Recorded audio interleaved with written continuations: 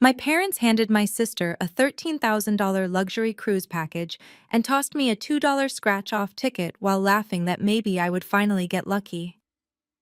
Well, they were right. I won $100 million. But the real twist was not the money.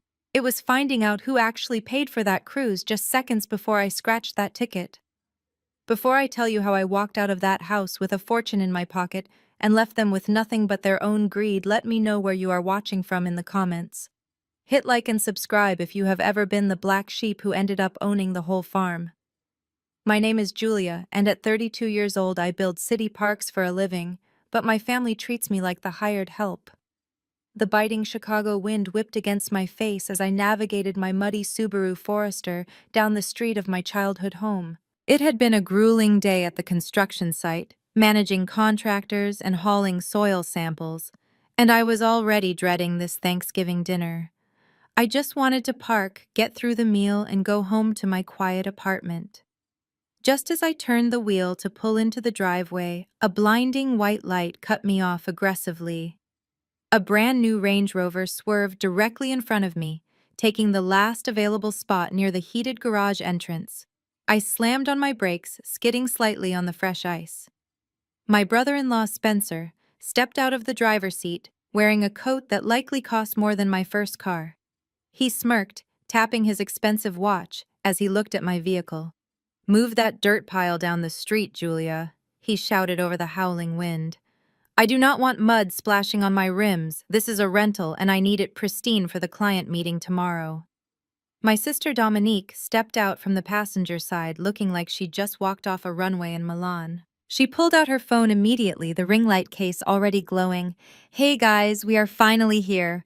Look at my sister's car versus ours. Levels, people. Levels." She laughed, zooming in on the mud splattered on my door before blowing a kiss to her camera. I reversed and parked 2 blocks away, trudging back through the snow with my head down. My boots were heavy and my fingers were numb by the time I reached the front door. Inside the house smelled of rosemary roasted turkey and expensive perfume. My mother Estelle was arranging flowers in the foyer. When she saw Dominique, she shrieked with joy, dropping the roses to embrace her. "My beautiful girl, you are glowing." But when she turned to me, her smile vanished instantly, replaced by a look of critical assessment. "Julia, look at your boots. You are tracking slush on my Persian rug. Take them off outside on the porch." I stepped back out into the freezing cold to remove my boots, leaving me in my socks. When I came back in, I handed her a bottle of Pinot Noir I had picked out carefully. It was $25, which was a lot for me that week given my tight budget. She looked at the label like it was poison. "Oh. We will just put this in the kitchen for cooking sauce. Your father opened the $300 Cabernet already. Go wash up in the guest bathroom. You look like you have been digging ditches all day."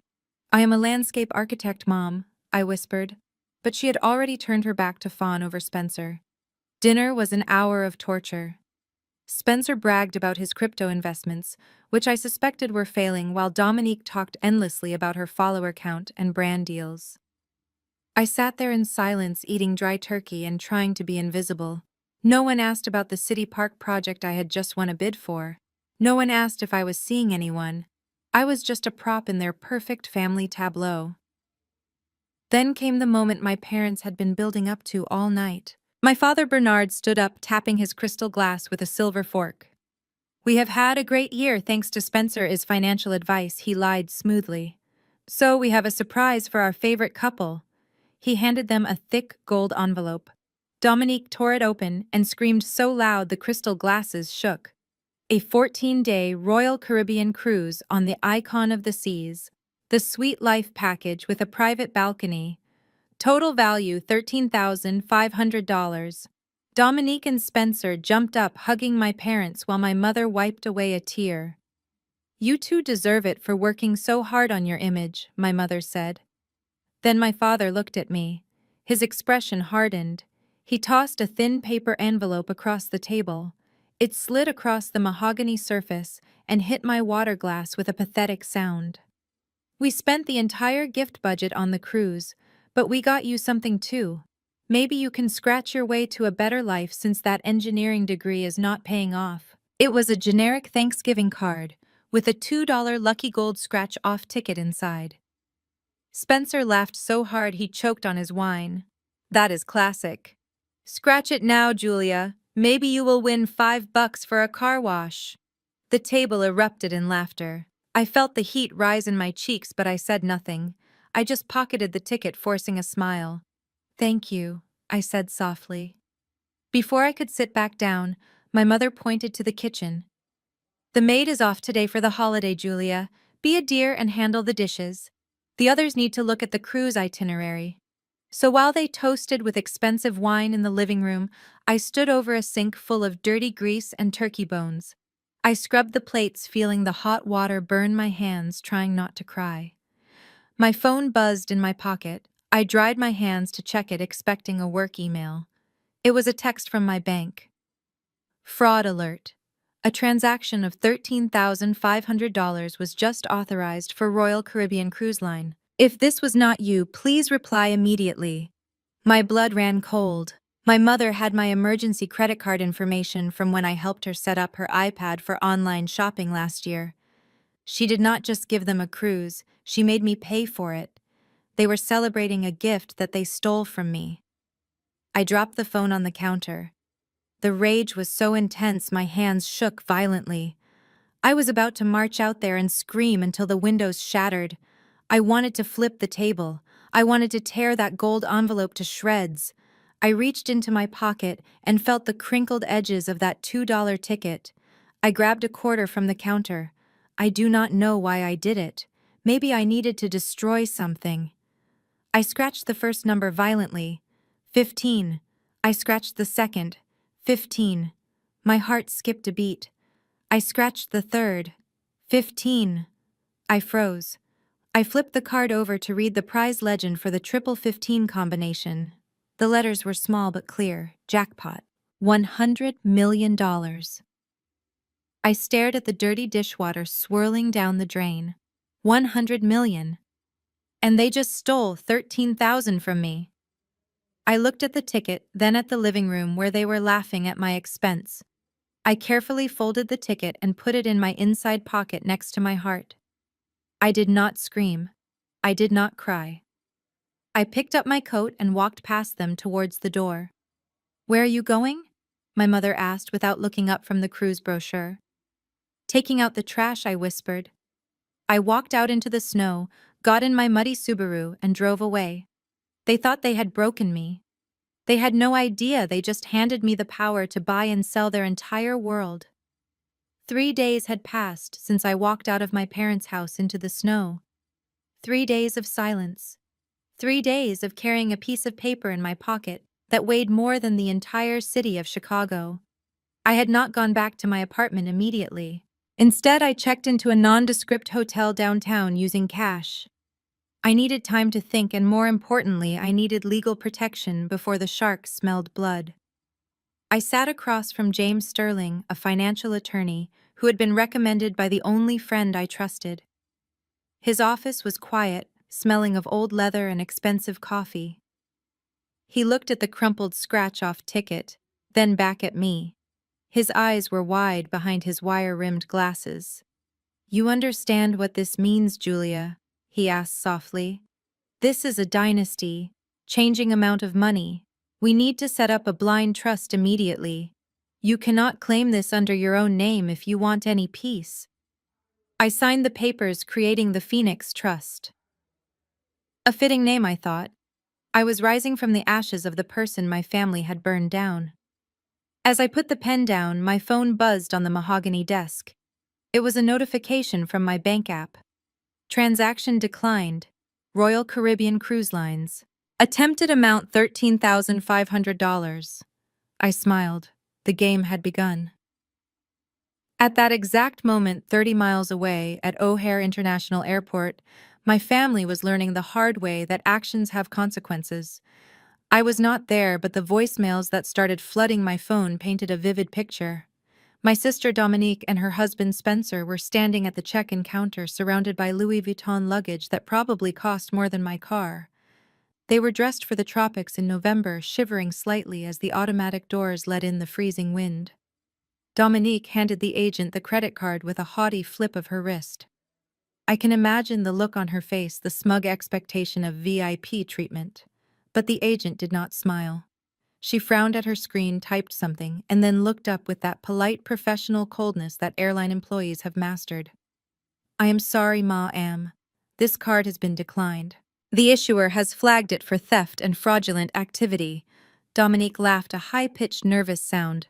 Do not be ridiculous. Try it again. It is a platinum card. My sister pays for everything. The agent tried again. Denied. Please step aside, ma'am. We have a long line. If you cannot provide another form of payment, I will have to call security. That was when the first call came through to my phone. I let it go to voicemail. Then a text from Spencer. Pick up the phone, you miserable witch. You cut the card. How dare you embarrass us like this? Mom is crying. Fix this now. I sat in the lawyer office sipping water, watching the notifications stack up. They were stranded. They had no other way to pay. Spencer was broke despite his flashiness, and my parents had leveraged everything they owned, including their house, which I would soon find out about, to fund their lifestyle. They were stuck in Chicago with no cruise, no money, and a lot of anger. But then the tone shifted. It happened around 2 in the afternoon. My family was likely sitting in the airport waiting area, surrounded by their useless luggage, too stubborn to leave and too broke to fly. Above them, on one of those large monitors that play 24-hour news, a breaking alert flashed across the screen. I can see it perfectly. My mother Estelle, dabbing her fake tears, would have looked up. The banner read, Illinois Lottery Jackpot Claimed. Ticket sold in Oak Park. The news anchor voice would have cut through the noise of the terminal. We have received confirmation that the single winning ticket for the $100 million Thanksgiving jackpot was purchased at the Shell station on Oak Park Avenue at 6 p.m. on Thanksgiving Day. The winner has not yet come forward, but check your pockets, folks. That $2 investment is worth a fortune. The Shell station on Oak Park Avenue. 6 p.m. Thanksgiving Day. My mother would have frozen. She knew exactly when she stopped for gas. She knew exactly what she bought. She knew exactly who she threw that ticket at as a cruel joke. The realization must have hit them like a freight train. They did not just give me a ticket. They gave me the keys to the kingdom. My phone, which had been buzzing with angry insults, suddenly went silent for a full minute. It was the silence of calculation, the silence of greed recalibrating its strategy. Then the vibration started again, but this time it was different. I looked at the screen. 79 missed calls. I played the first voicemail from the new batch. It was my mother. Her voice was unrecognizable from the woman who had screamed at me 3 days ago. Julia, darling. Oh my God, we are so worried about you. We are at the airport, and we just saw the news. Please tell me you still have that little card we gave you. You know we were just joking, right? It was a prank. We love you so much. Call Mommy back. We need to protect you. Delete. Next voicemail. My father. Son, listen to me. You are confused. That ticket was a group gift. It is family property. Do not do anything stupid like signing it yourself. We need to handle this as a unit. I am coming to find you. We are a team, Julia. Delete. Next voicemail. Dominique. She was crying, but not the fake tears she used for her followers. These were tears of desperation. Julia, I am sorry I made fun of your boots. I was just stressed. Look, Spencer is in trouble with some loan sharks. We really need this. You are going to be an aunt soon. I think I am pregnant. Do not leave your family behind. Lies, all of it. They did not care about me. They cared about the $100 million that I had legally secured 10 minutes ago. I thanked my lawyer and left his office. I drove back to my small rented apartment on the north side. I needed to pack. I knew I could not stay there anymore. I was naive to think I had time. I was throwing clothes into a duffel bag when the buzzing of my phone stopped. The silence was heavy in the apartment. I walked to the window and peered through the blinds. Down on the street, double parked and blocking traffic, was the white Range Rover. It looked menacing under the streetlights. They had found me. Of course they had. My lease was the only thing in my name that my father had co-signed years ago before I had credit. He knew the address. I heard the heavy footsteps on the stairs. My apartment was on the second floor, and the old wooden steps creaked under the weight of people running. They were not coming to congratulate me. They were coming to claim what they believed was theirs. My heart hammered against my ribs. I looked at the door. I had engaged the deadbolt, but against three desperate people, it felt like a piece of cardboard. Bam! Bam! Bam! The fists hit the door so hard, the frame shook. Julia. It was Spencer's voice. It was not the smooth, arrogant tone he used when he was bragging about money. It was a guttural, animalistic roar. Open this door right now. We know you are in there. We saw your car. Open up, my father yelled, his voice cracking. Do not make us break this down, Julia. We just want to talk. I backed away into the kitchen, grabbing a knife from the block, not knowing what I would do with it. I know you have the ticket, Spencer screamed, kicking the door. You stole that from us. That is our money, Julia. Open the damn door. The wood splintered slightly near the lock. They were not going to stop. I looked at the fire escape window. I had 79 missed calls, and now I was about to have 3 intruders. My family had come to collect, and they were not leaving without a fight. I lowered the kitchen knife and took a deep breath before unlocking the deadbolt. The wood was still vibrating from Spencer's pounding, but the moment the latch clicked open, the aggression on the other side vanished instantly. It was terrifying how quickly they could switch masks. My mother Estelle did not barge in with rage. Instead, she collapsed onto me with a sob, throwing her arms around my neck. Her expensive cashmere coat smelled of cold air and the overly sweet floral perfume she had worn my entire life. Oh, Julia, thank God you are safe. We were so worried when you stopped answering. She squeezed me tight, too tight. It was a performance worthy of Broadway. Behind her, my father Bernard walked in, carrying a bottle of vintage Dom Perignon like a peace offering. Spencer and Dominique followed, closing the door and shutting out the freezing Chicago night. They looked around my small rented apartment with thinly veiled judgment, but for once they did not make a comment about the second-hand furniture. They needed something from me, and that made them dangerous. I stood there stiff as a board until my mother released me. She cupped my face with her manicured hands, looking into my eyes with a desperation that almost looked like love. Look at you. You look exhausted, darling. We came straight from the airport. We did not even go home. We just wanted to be together as a family to celebrate. Celebrate what I asked, my voice flat. My father popped the cork on the champagne. The sound echoed in the small living room. Celebrate our good fortune, of course, he boomed, pouring the foaming liquid into the water glasses I had on the counter, because I did not own crystal flutes. Sit down, everyone. We need to talk strategy. He sat at the head of my small dining table like he was presiding over a board meeting. Spencer and Dominique pulled up chairs, their eyes feverish with greed. My mother guided me to a seat, patting my hand. Listen, Julia, my father started swirling his glass. We know things got heated at Thanksgiving. We were all stressed, but that is in the past. The important thing is that we struck gold. Literally. Now I have already spoken to our family accountant, and we need to structure this correctly to minimize the tax burden. I stared at him. Our family accountant. Structure this. He was talking as if the money was already in his bank account. Wait, I interrupted. What do you mean, we? My father smiled, that condescending smile he used when explaining simple concepts to me. Well, obviously the ticket was a gift from your mother and me. We bought it with family funds. Technically, it is a return on an investment made by the household. You were just the proxy who scratched it. Legally and morally, that makes this a family asset. But do not worry. We are going to be fair. Very fair. Spencer pulled a folded piece of paper out of his jacket pocket. He smoothed it out on the table. It was a handwritten list. He called it the Family Capital Allocation Plan. Here is the breakdown, Julia, Spencer said, pointing at the figures with a trembling finger. Since mom and dad provided the seed capital, they get 50% off the top. That is 50 million. Fair is fair, right? Then Dominique and I need 30 million. We have been looking at commercial real estate for her fashion line. She wants to open a flagship store on the Magnificent Mile and maybe a location in Milan. And I have a crypto mining opportunity that requires heavy upfront liquidity. That leaves 20 million for you. Which is huge, Julia.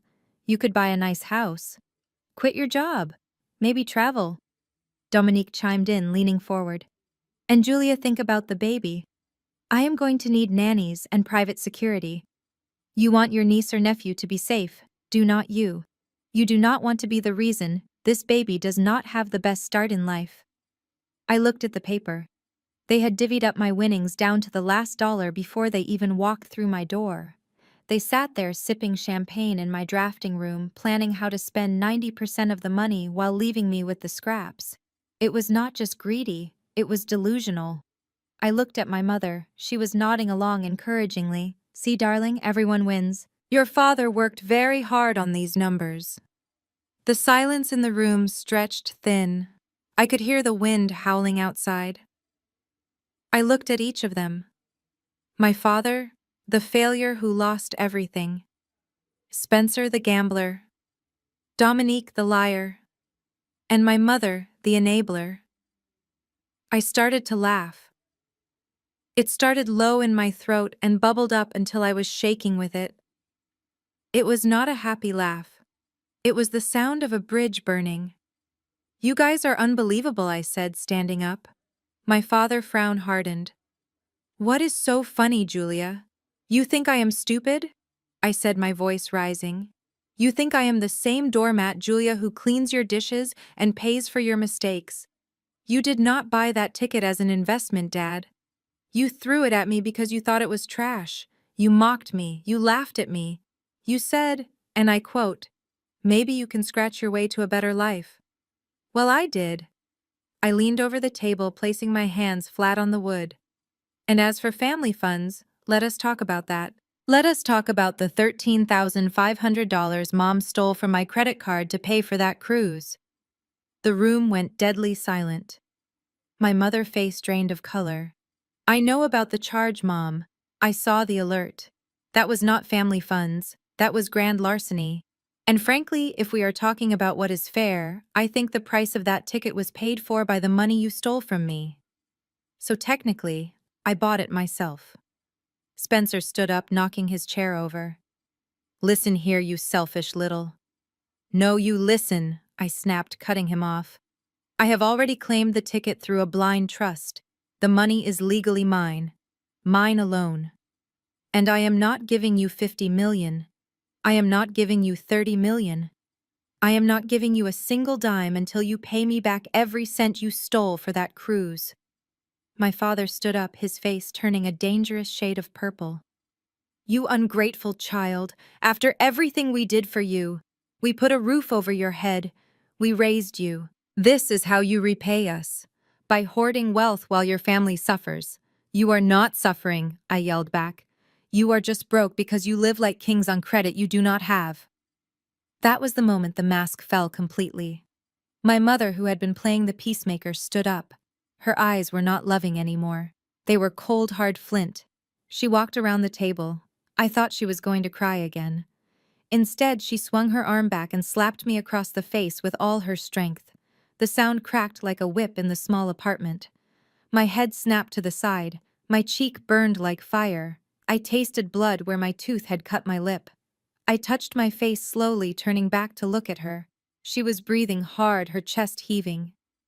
You ungrateful brat, she hissed, spitting the words at me. You are nothing without us. You think you can just walk away with our money. I will destroy you. I looked at my father. He did not look shocked. He looked in agreement.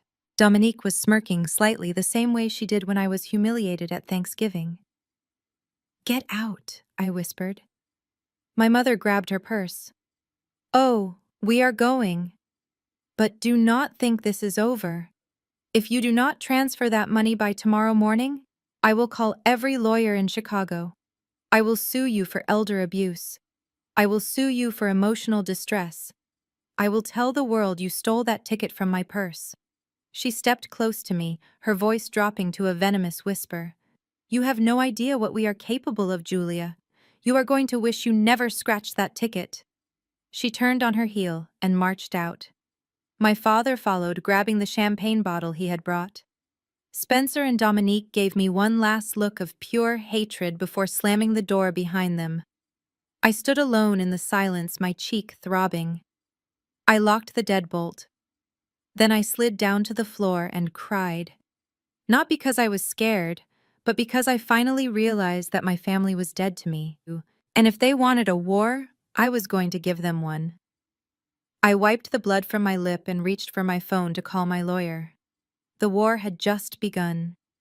The Illinois Lottery Commission building stood tall and imposing against the gray Chicago sky. I walked through the revolving doors with my heart pounding against my ribs like a trapped bird. In my inside pocket, the signed ticket was warm against my chest. This was supposed to be the moment my life changed. This was supposed to be the finish line. I had spent the last 24 hours hiding in a cheap motel, afraid that my family might try to physically take the ticket from me. Now, surrounded by security guards and marble floors, I finally felt safe enough to breathe. I sat across from a kind older woman named Mrs. Higgins. She smiled warmly as she verified my identification and scanned the ticket. The machine beeped a cheerful sound that echoed in the quiet office. Mrs. Higgins clasped her hands together. Congratulations, Julia. Everything looks perfect. We just need to process the final validation and get the wire transfer set up for the Phoenix Trust. You are officially our newest jackpot winner. I let out a breath I felt like I had been holding for 3 days. Tears pricked my eyes. It was over. I was free. I could pay off my student loans. I could buy a house where no one could ever scream at me again. I could disappear. But then Mrs. Higgins' computer screen flashed red. Her smile faltered. She frowned, tapping on her keyboard. That is strange, she muttered. She tried again. The red light flashed again, harsher this time. Mrs. Higgins looked up at me, and the warmth was gone from her eyes, replaced by a look of professional pity. Julia, I am so sorry. I cannot release these funds. What do you mean? I asked, my voice trembling. The ticket is real. I signed it. It is mine. It is not about the ticket validity, she said, turning the monitor so I could see. It is a court order. An emergency injunction was filed this morning at 9 a.m. by a law firm representing Bernard and Estelle Bennett. They are claiming that the ticket is contested marital property and part of a disputed verbal contract. The judge has ordered a complete freeze on the payout until the ownership hearing. I felt the blood drain from my face. My legs went numb. But that is a lie, I whispered. They gave it to me. They threw it at me. Mrs. Higgins sighed, sliding the ticket back into a plastic evidence bag. I believe you, honey. You look like a good person. But until a judge says otherwise, this money sits in the state escrow account. You cannot touch a cent of it. I advise you to call your lawyer immediately. I walked out of the building into the biting wind, feeling heavier than when I walked in. I was a multimillionaire on paper, but in reality, I was worse than broke. I sat in my car and checked my bank account app. The balance was bright red. Negative $13,400. The cruise charge my mother had stolen from me was still pending, and because I had frozen the card, the bank had locked my checking account too while they investigated the fraud. My phone buzzed. It was an email from my landlord. Past due notice. Rent is 3 days late. Please pay immediately to avoid eviction proceedings. The irony was suffocating. I owned $100 million, but I could not afford to buy a sandwich for lunch. I could not pay my rent. I barely had enough gas in my tank to get back to the motel. My family knew exactly what they were doing. They knew I lived paycheck to paycheck. They knew they had drained my liquidity with that stolen credit card charge. They were not trying to win in court. They were trying to starve me out. I gripped the steering wheel so hard my knuckles turned white. My lawyer James picked up on the first ring. "It is bad, Julia," he said without preamble. "They hired Marcus Thorne." I felt a chill run down my spine. Everyone in Chicago knew Marcus Thorne. They called him the Vulture. He was a lawyer who took cases on contingency, meaning he did not charge up front. He took 40% of the winnings. If my family hired him, it meant they had promised him almost half of my money just to destroy me. He filed a motion, claiming you had a standing verbal agreement to share all gambling winnings as a household, James explained.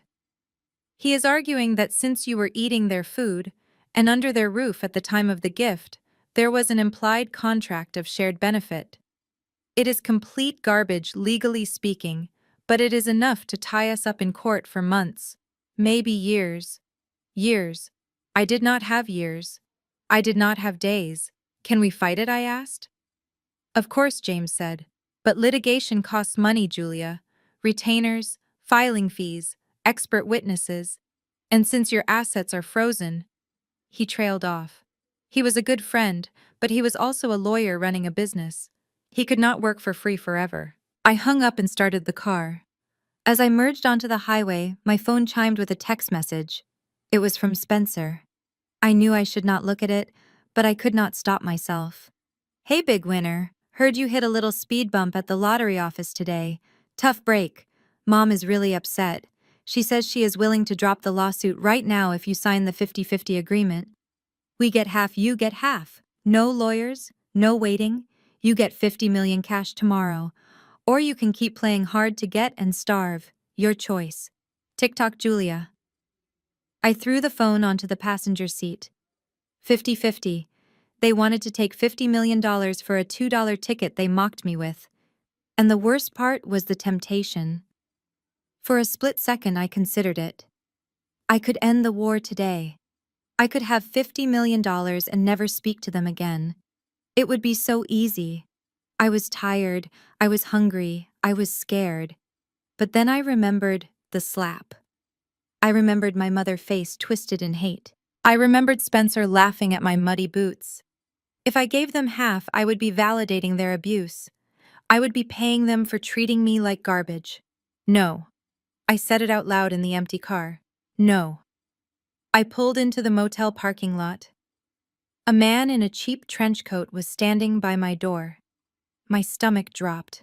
I thought it was Spencer again, or maybe my father. But as I got out of the car, the man stepped forward holding a thick manila envelope. "Julia Bennett?" he asked. "Yes," I said, warily. "You have been served."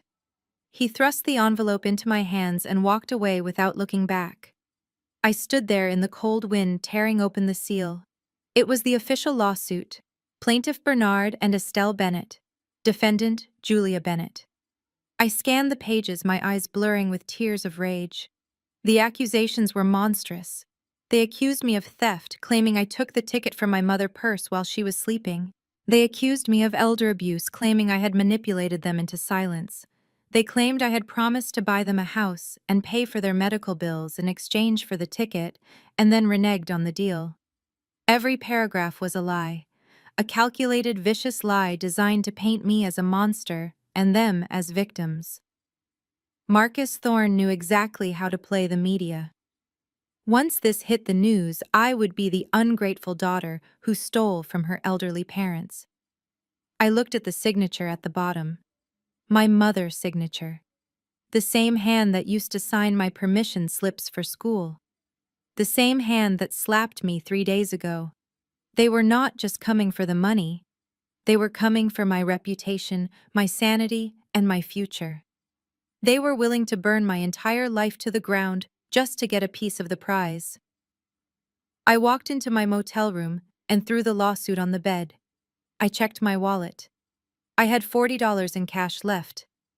That was it. That was my entire net worth until the judge ruled. I sat on the edge of the bed and ate a granola bar I found in the bottom of my purse. It was my dinner. As I chewed the dry oats, I looked at the lawsuit again. Spencer text flashed in my mind. Starve. They wanted a war of attrition. They thought I would break because I was weak. They thought I was still the little girl who cried when they made fun of her. I picked up my phone and typed a reply to Spencer. My fingers were steady. I will see you in court, and bring snacks. It is going to be a long wait because I would rather burn this ticket to ash than give you a single cent. I hit send. Then I blocked his number again. I laid back on the lumpy mattress and stared at the ceiling. I was broke. I was sued. I was alone. But for the first time in my life, I was not afraid of them. I was just angry, and anger, I realized, was a very powerful fuel. They wanted a fight. I was going to give them a war. I woke up to the sound of my phone vibrating against the nightstand. It was not a rhythmic buzzing, but a continuous aggressive hum, like a swarm of angry bees. I reached for it, with sleep-heavy eyes expecting another threatening text from Spencer. But when I unlocked the screen, I was not looking at a text message. I was looking at a notification from TikTok. You have been tagged in a video by Dominique Bennett. The caption read, "The truth about my sister." I sat up in the cheap motel bed, pulling the scratchy blanket around my shoulders and pressed play. Dominique's face filled the screen. She was not wearing her usual heavy makeup. She looked pale with dark circles under her eyes that I suspected were drawn on with eyeshadow. She was sitting in my parents' living room, holding a positive pregnancy test that looked suspiciously like a stock photo printout. "Hey guys," she whispered, her voice cracking perfectly. "I did not want to make this video. I really did not. But my family is hurting right now. As many of you know, my parents won the lottery on Thanksgiving. It was a miracle. We were finally going to pay off the medical bills for my mom back surgery. But my sister Julia took the ticket." She paused to wipe away a non-existent tear. "I was staying at their house because my husband and I are struggling right now. And I am pregnant. I just found out. We were so happy. But Julia stole the ticket from my mom's purse while she was sleeping. And now she has abandoned us. She left me and my unborn baby with nothing. Please just pray for us. We just want our sister back." The video had 3 million views. I scrolled down to the comments. They were a cesspool of hatred. One user wrote, "What a monster. Who does that to a pregnant woman?" Another wrote, "Find her and make her pay." Another posted my full name, my workplace, and my license plate number. My stomach churned. I ran to the bathroom and threw up. They were not just suing me. They were painting a target on my back. Dominique lied about being pregnant. I knew for a fact she had her tubes tied 2 years ago because she told me she never wanted to ruin her figure. But the internet did not know that. To the world, I was the villain in a Hallmark movie gone wrong. I tried to compose myself. I had to go to work. I had a presentation for the city park project. My job was the only thing I had left, the only thing that made sense. I put on my best suit, tried to cover the dark circles under my eyes, and drove to the firm. As I walked into the lobby, the receptionist, who usually greeted me with a smile, looked down at her desk immediately. The silence in the office was deafening. Heads turned as I walked down the hallway. I could hear the whispers. "That is her. That is the one from the video." I reached my cubicle and started unpacking my blueprints. Before I could even turn on my computer, my boss, Mr. Henderson, appeared. He did not look angry. He looked disappointed and tired. "Julia, can I see you in my office for a moment?" I followed him. He did not offer me a seat. He stood behind his desk, shuffling some papers. "Look, Julia, you are a talented architect. This park project is your baby. But we have been getting calls all morning. Hundreds of them. People are threatening to boycott the firm if we employ you. They are spamming our Google reviews with 1-star ratings." I felt the floor drop out from under me. "Mr. Henderson, that video is a lie. My sister is lying. I have proof." "It does not matter if it is a lie, Julia," he said softly. "It matters that it is a distraction." The city council called. They are worried about the optics of having a controversial figure leading a public project. "We need to put you on administrative leave, indefinite, without pay." "But my funds are frozen," I pleaded, my voice rising. "If I lose this salary, I cannot pay my rent. I cannot eat." "I am sorry, Julia. Maybe you should resolve things with your family." I walked out of the building carrying a box with a stapler, a succulent plant, and my framed degree. I had built my career for 10 years, brick by brick, late nights, weekends, and Dominique destroyed it in a 60-second video clip. I sat in my car in the parking lot and screamed until my throat was raw. But no one heard me. I was just another crazy woman in a Subaru. On the way back to the motel, I stopped at a grocery store. I had $20 left in cash. I needed bread, peanut butter, and water. I pulled my baseball cap down low and wore sunglasses, hoping to be invisible. I walked through the aisles quickly, grabbing the cheapest items I could find. I was in the checkout line when I felt a tap on my shoulder. I turned around. A woman in her 50s was staring at me. She had a kind face, but her eyes were narrowed. "Excuse me," she said. "Are you Julia Bennett?" I hesitated. "No, you must have the wrong person." "You are her," she said, her voice getting louder. "I saw the scar on your chin from the video." "My God! You have a lot of nerve showing your face in public. Your poor mother is heartbroken." People started to look. A man recording on his phone stepped closer. "Is this the lottery thief?" I dropped my basket. I left the bread and the peanut butter on the conveyor belt. I ran. I ran out of the automatic doors into the parking lot, ignoring the shouts behind me. I jumped into my car and locked the doors. My hands were shaking so hard I could barely put the key in the ignition. I drove until I found a secluded spot near the lake. The wind was whipping the water into gray peaks. I was hungry. My stomach was growling a painful, hollow sound. I looked around the car. I found a half-eaten bag of stale pretzels in the glove compartment.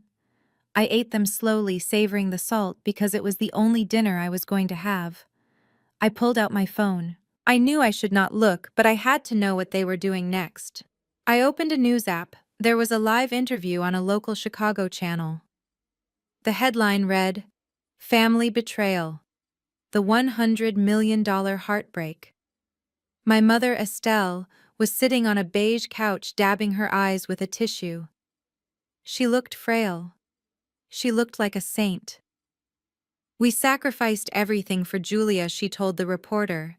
"We mortgaged our home to put her through college.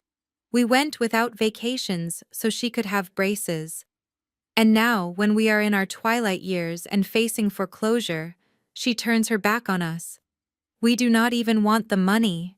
We just want our daughter to do the right thing." "Liar! You did not pay for my college," I yelled at the tiny screen. "I worked 3 jobs. I am still paying off the loans. You did not pay for my braces, Grandma did." But the reporter nodded sympathetically.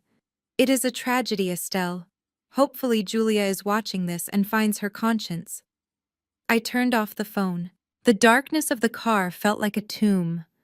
I was completely alone. I had no job, no money, no friends who would understand. The entire city hated me. My family had weaponized the world against me. I looked at the lake. For a second I thought about giving up. I thought about driving to their house, giving them the ticket, and begging for forgiveness just so I could eat a warm meal again. Then I tasted the salt from the pretzel. It tasted like tears. No. They wanted me to break. They wanted me to crawl back. If I did that, I would be their slave forever. I reached into my pocket and pulled out a business card I had kept for 5 years. It was bent at the corners. Leo Vance Private Investigations. We had gone to college together. He was the one guy who knew how to find things that did not want to be found. I dialed the number. It rang 4 times. "Yeah, this is Leo. Leo, it is Julia Bennett." There was a long pause. "The lottery girl." "Yeah, the lottery girl. I saw the video, Julia." "Oh. It looks bad. It is all a lie, Leo. Every word. And I need you to prove it. I do not have any money right now," I said, my voice steady. "But I have a winning ticket worth $100 million in a frozen escrow account. If you help me win this, I will pay you double your usual rate. Triple." I heard the flick of a lighter on the other end. "What do you need me to do?" I looked at the city skyline glowing in the distance. Somewhere in that city, my family was celebrating my destruction. I want you to dig, Leo. I want you to find out where the money for the Range Rover came from. I want to know who Dominique Doctor is. I want to know who Spencer is really meeting when he says he is at crypto conferences. I want you to tear their lives apart brick by brick until I find the loose thread that unravels the whole sweater. Leo exhaled smoke. I like the sound of that. I will get started tonight. I hung up. I was still hungry. I was still cold. But the fear was gone, replaced by a cold, hard resolve. They had taken my job and my reputation, but they had made a fatal mistake. They had backed me into a corner with nothing left to lose, and a person with nothing to lose is the most dangerous enemy of all. The email from Leo arrived at 2 in the morning. The notification lit up the dark interior of my car where I was sleeping because I could no longer afford the motel room. My neck was stiff and my breath fogged up the windows, but the cold vanished the moment I saw the subject line. It read simply, "The Smoking Gun." I sat up and rubbed my eyes, adjusting the brightness on my phone. I hesitated for a moment. I knew that whatever was in this file would change everything. It was the difference between suspecting my family was evil and knowing it for a fact. I took a deep breath and tapped the screen. The PDF downloaded slowly over the spotty public Wi-Fi signal I was stealing from a nearby coffee shop. The first page was a credit report. Not mine, but my father, Bernard Bennett, the man who always wore tailored suits and lectured me about fiscal responsibility. The man who looked down on me for driving a used Subaru. The numbers on the screen were staggering. Total debt $1.2 million. I gasped aloud. I scrolled down. Credit utilization 100%. Every single card was maxed out. Amex Platinum, Chase Sapphire, Citi Prestige. They were all in the red. The report showed a pattern of frantic spending starting 6 months ago. Jewelry stores, five-star restaurants, luxury car leases, and then the cash advances. Dozens of them. Withdrawals of $5,000 or $10,000 at a time with exorbitant interest rates. They were not just broke, they were drowning. They had been living a lie for half a year, funding their country club lifestyle on borrowed money that they had no way of paying back. And then I saw the line item that made my stomach turn over. Authorized user Julia Bennett. My mother had added me as a user on their sinking ship of a credit account without my knowledge. But she had also done something worse. There was a separate credit line opened in my name 3 months ago using my social security number. It was maxed out, too. $20,000 spent on designer furniture and a trip to Napa Valley. They had not just stolen the cruise money. They had been stealing my identity for months. They were dragging me down into their financial grave before I even knew I was standing on the edge. But that was just the appetizer. The main course was in the second attachment. It was a property title search for the house. The house. My childhood home. The beautiful brick colonial that had been in the Bennett family for 3 generations. My grandfather bought it with money he earned working in the steel mills. It was supposed to be the family legacy. The one thing that was safe. The one thing that was sacred. I stared at the document. A second mortgage had been taken out 6 months ago. A cash-out refinance for $500,000. The stated purpose of the loan was home improvements. But Leo had dug deeper. He had traced the wire transfer of that $500,000. It did not go to a contractor. It did not go to a roof repair company. It went to a shell company registered in the Cayman Islands, and the signatory for that shell company was Spencer Vance. I dropped the phone. It clattered onto the center console. I felt dizzy. My parents had mortgaged the family home, the legacy of my grandfather, to give $500,000 to Spencer. I picked up the phone again and kept reading Leo notes. He had found Spencer crypto wallet addresses. The $500,000 had been dumped into a speculative meme coin called Moon Rocket back in May. 2 weeks later, the coin crashed.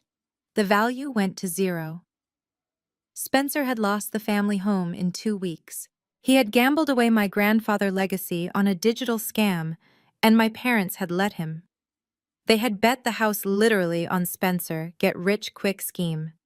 And when it failed, instead of admitting it, instead of downsizing or asking for help, they doubled down. They kept spending. They kept pretending. And when I won the lottery, they saw me not as a daughter, but as a lifeboat. Then I saw the date at the bottom of the bank notice. Notice of default. Foreclosure proceedings initiated. The auction date was set for 10 days from now. 10 days. Everything suddenly made sense: the desperation, the lawsuit, the immediate demand for $50 million. They did not just want to be rich. They needed to stop the bank from seizing the house. They were 10 days away from being homeless. They were 10 days away from the neighbors finding out they were failures. They were 10 days away from their entire social standing evaporating.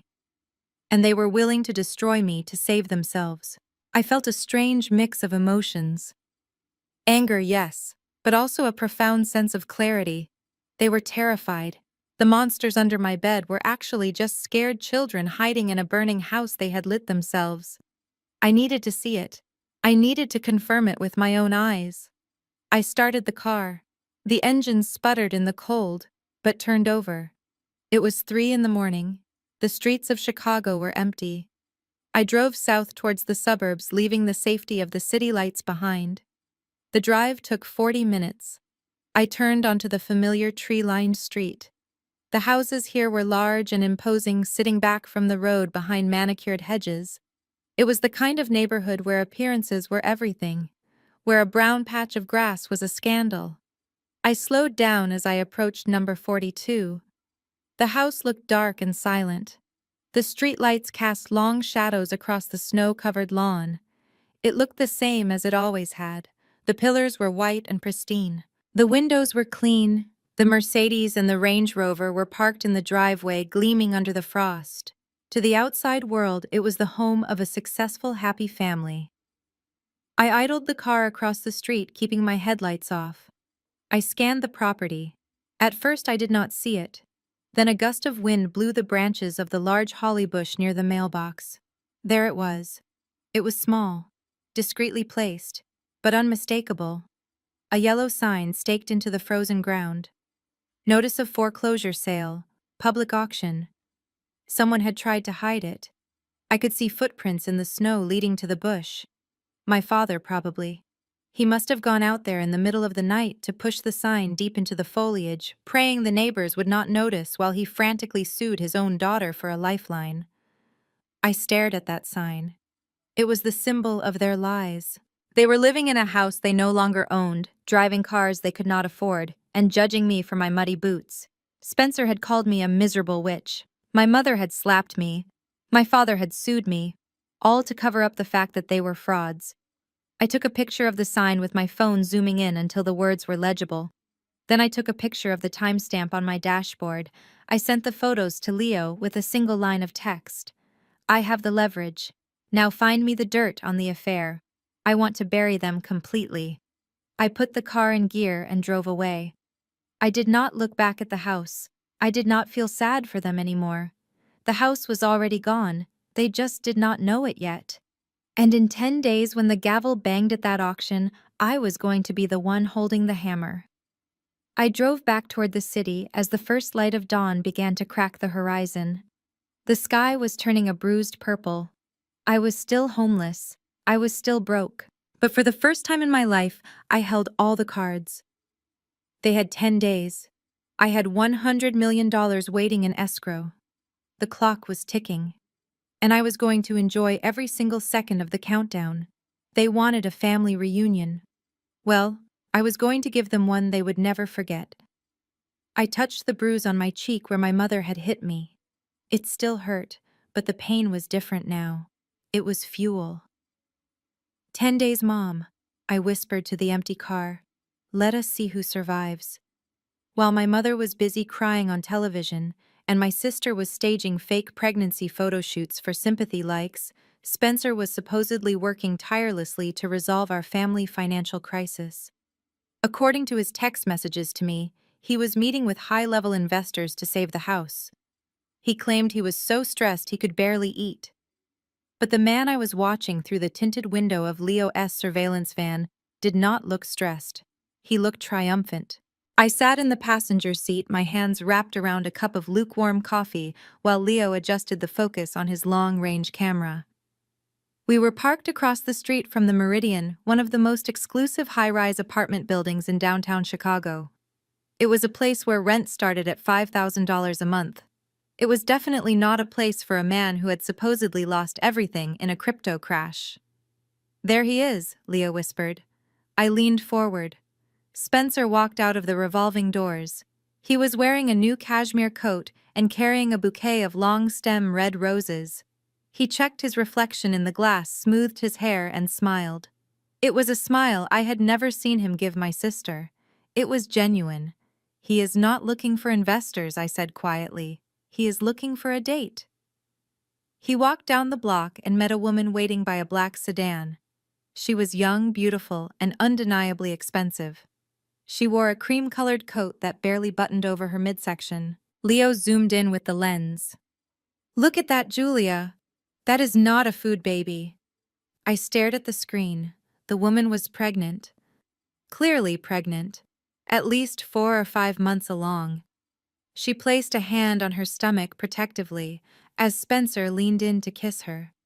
It was a passionate, lingering kiss that made my stomach turn.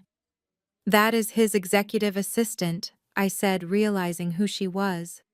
"I met her at the Christmas party last year. Her name is Ashley." Dominique had been posting photos all week, holding her stomach, claiming the stress I caused was hurting her unborn child. But I knew Dominique.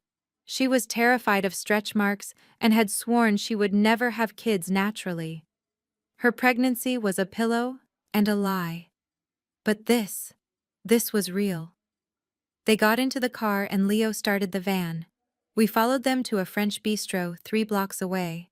It was intimate and dimly lit, the kind of place you go when you do not want to be found. Leo parked down the street and pulled out a parabolic microphone. It looked like a small satellite dish. "This little toy can pick up a whisper from 300 feet away," Leo said, putting on his headphones. He handed me the spare pair. "Put these on. You are going to want to hear this." I slid the headphones over my ears. The world went silent, except for the amplified sounds coming from the bistro patio, where Spencer had requested a table under the heat lamps. The sound of silverware clinking was sharp. Then Spencer's voice came through clear as a bell. "Baby, you have to be patient," he was saying, holding Ashley's hand across the table. "I know it is annoying that I have to go back to the house tonight, but we are in the end game now. But you promised we would be in Italy by Christmas." Ashley whined. Her voice was high and petulant. "I am tired of hiding Spencer, and the baby is kicking. You said you were leaving her months ago." "I am leaving her," Spencer said, taking a sip of wine. "Listen to me. The plan is working perfectly. The lawsuit has completely paralyzed Julia. My lawyer says she is going to break any day now. She is weak. She has no money, no job, and the whole city hates her. She will sign the settlement just to make it stop." I gripped the armrest of the van. He was betting on my weakness. He was counting on me being the scared little girl I used to be. "And once she signs," Ashley asked. "Once she signs, we take our 50% cut," Spencer said. "That is $50 million minus the lawyer's fees. That gives us about $30 million clear. As soon as that wire hits my account, I am filing for divorce. I will tell Dominique the stress was too much. I will give her the house or what is left of it, and I will be on a plane to Tuscany with you that same night." "But what about the foreclosure?" Ashley asked. "You said the bank is taking the house in 10 days. Spencer laughed. A cold, cruel sound. "Exactly. That is the beauty of it. By the time the bank seizes the house, we will be gone. Dominique and her parents will be homeless and penniless, and I will be drinking Chianti with you on a vineyard. They are sinking ships, babe. And I am not going down with them." I felt the bile rise in my throat. It was not just greed, it was a slaughter. He was not just stealing from me. He was planning to leave his wife and my parents with absolutely nothing, not even a roof over their heads, while he ran off with his mistress and his secret child. He was the architect of their destruction, and they were treating him like a savior.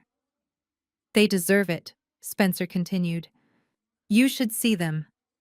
Bernard and Estelle are pathetic. They actually think I am a genius investor. And Dominique, God, she is so vain she thinks her fake pregnancy is going to trap me. She does not know I swapped her birth control pills out for sugar pills a year ago, hoping for an accident, but she is too barren to even conceive. I tore the headphones off. I could not listen to any more. I was shaking, not with fear, but with a rage so pure it felt like ice in my veins. Did you get that? I asked Leo. Every word he said, tapping the digital recorder. This is a nuclear bomb, Julia. If you release this recording, the judge will throw out their lawsuit immediately. It proves bad faith. It proves conspiracy. It proves he is manipulating the entire family. I looked at the recorder. It was the key to my freedom. I could upload it to the internet right now. I could send it to Dominique. I could send it to the news stations that were vilifying me. It would end everything tonight. Leo reached for his laptop. Do you want me to leak it to TMZ? I have a contact. We can have this trending in an hour. I hesitated. I looked at Spencer on the screen, laughing as he touched his mistress' stomach. If I released it now, he would just run. He would disappear like a cockroach when the lights turn on, and my parents would spin it. They would say I faked the recording. They would say I was jealous. They were too deep in their delusion to believe the truth unless it hit them in the face. No, I said. Leo looked at me surprised. No. Julia, this clears your name. It is too easy, I said, staring at Spencer's face on the screen. If I release this now, he gets away. He just leaves. I do not want him to leave. I want him to pay. I looked at the date on my phone. The foreclosure auction was in 3 days. The settlement meeting my family had demanded was scheduled for tomorrow night. They wanted to bully me into signing away half my fortune. I want a copy of that recording, I told Leo. And I want prints of those photos. High resolution. What are you going to do? Leo asked. I am going to accept their invitation, I said. They want a family meeting. They want to talk about the future, so I am going to give them a glimpse of it. I looked back at the screen one last time. Spencer was kissing Ashley's hand, unaware that his entire life was sitting in a digital file in a van across the street. Keep recording Leo. I want everything. Where he sleeps, what he buys, every lie he tells. Because tomorrow night I am not just bringing a lawsuit to the dinner table, I am bringing the truth. And I am going to serve it cold. I sat back in the seat watching the rain streak against the glass. I touched the ticket in my pocket. They wanted $50 million. Instead, I was going to give them a front row seat to their own funeral. Spencer Vance was going to learn that there is one thing you never do to a woman who has been underestimated her entire life. You never give her the time to plan. I closed my eyes, and for the first time in days, I smiled. The trap was set. All I had to do now was walk into the lion den and close the door behind me. The phone felt heavy in my hand like a loaded gun. I sat in the driver's seat of my car, parked 2 streets away from the apartment I could no longer afford. Rain drummed a steady rhythm on the roof, matching the frantic beating of my heart. I had the evidence. I had the photos of the foreclosure sign. I had the audio recording of Spencer conspiring with his mistress. I had the credit reports showing my parents' fraud. I had everything I needed to destroy them. But to do it right, I needed them all in one room. I needed them comfortable. I needed them arrogant. I took a deep breath, inhaling the scent of stale coffee and cold air.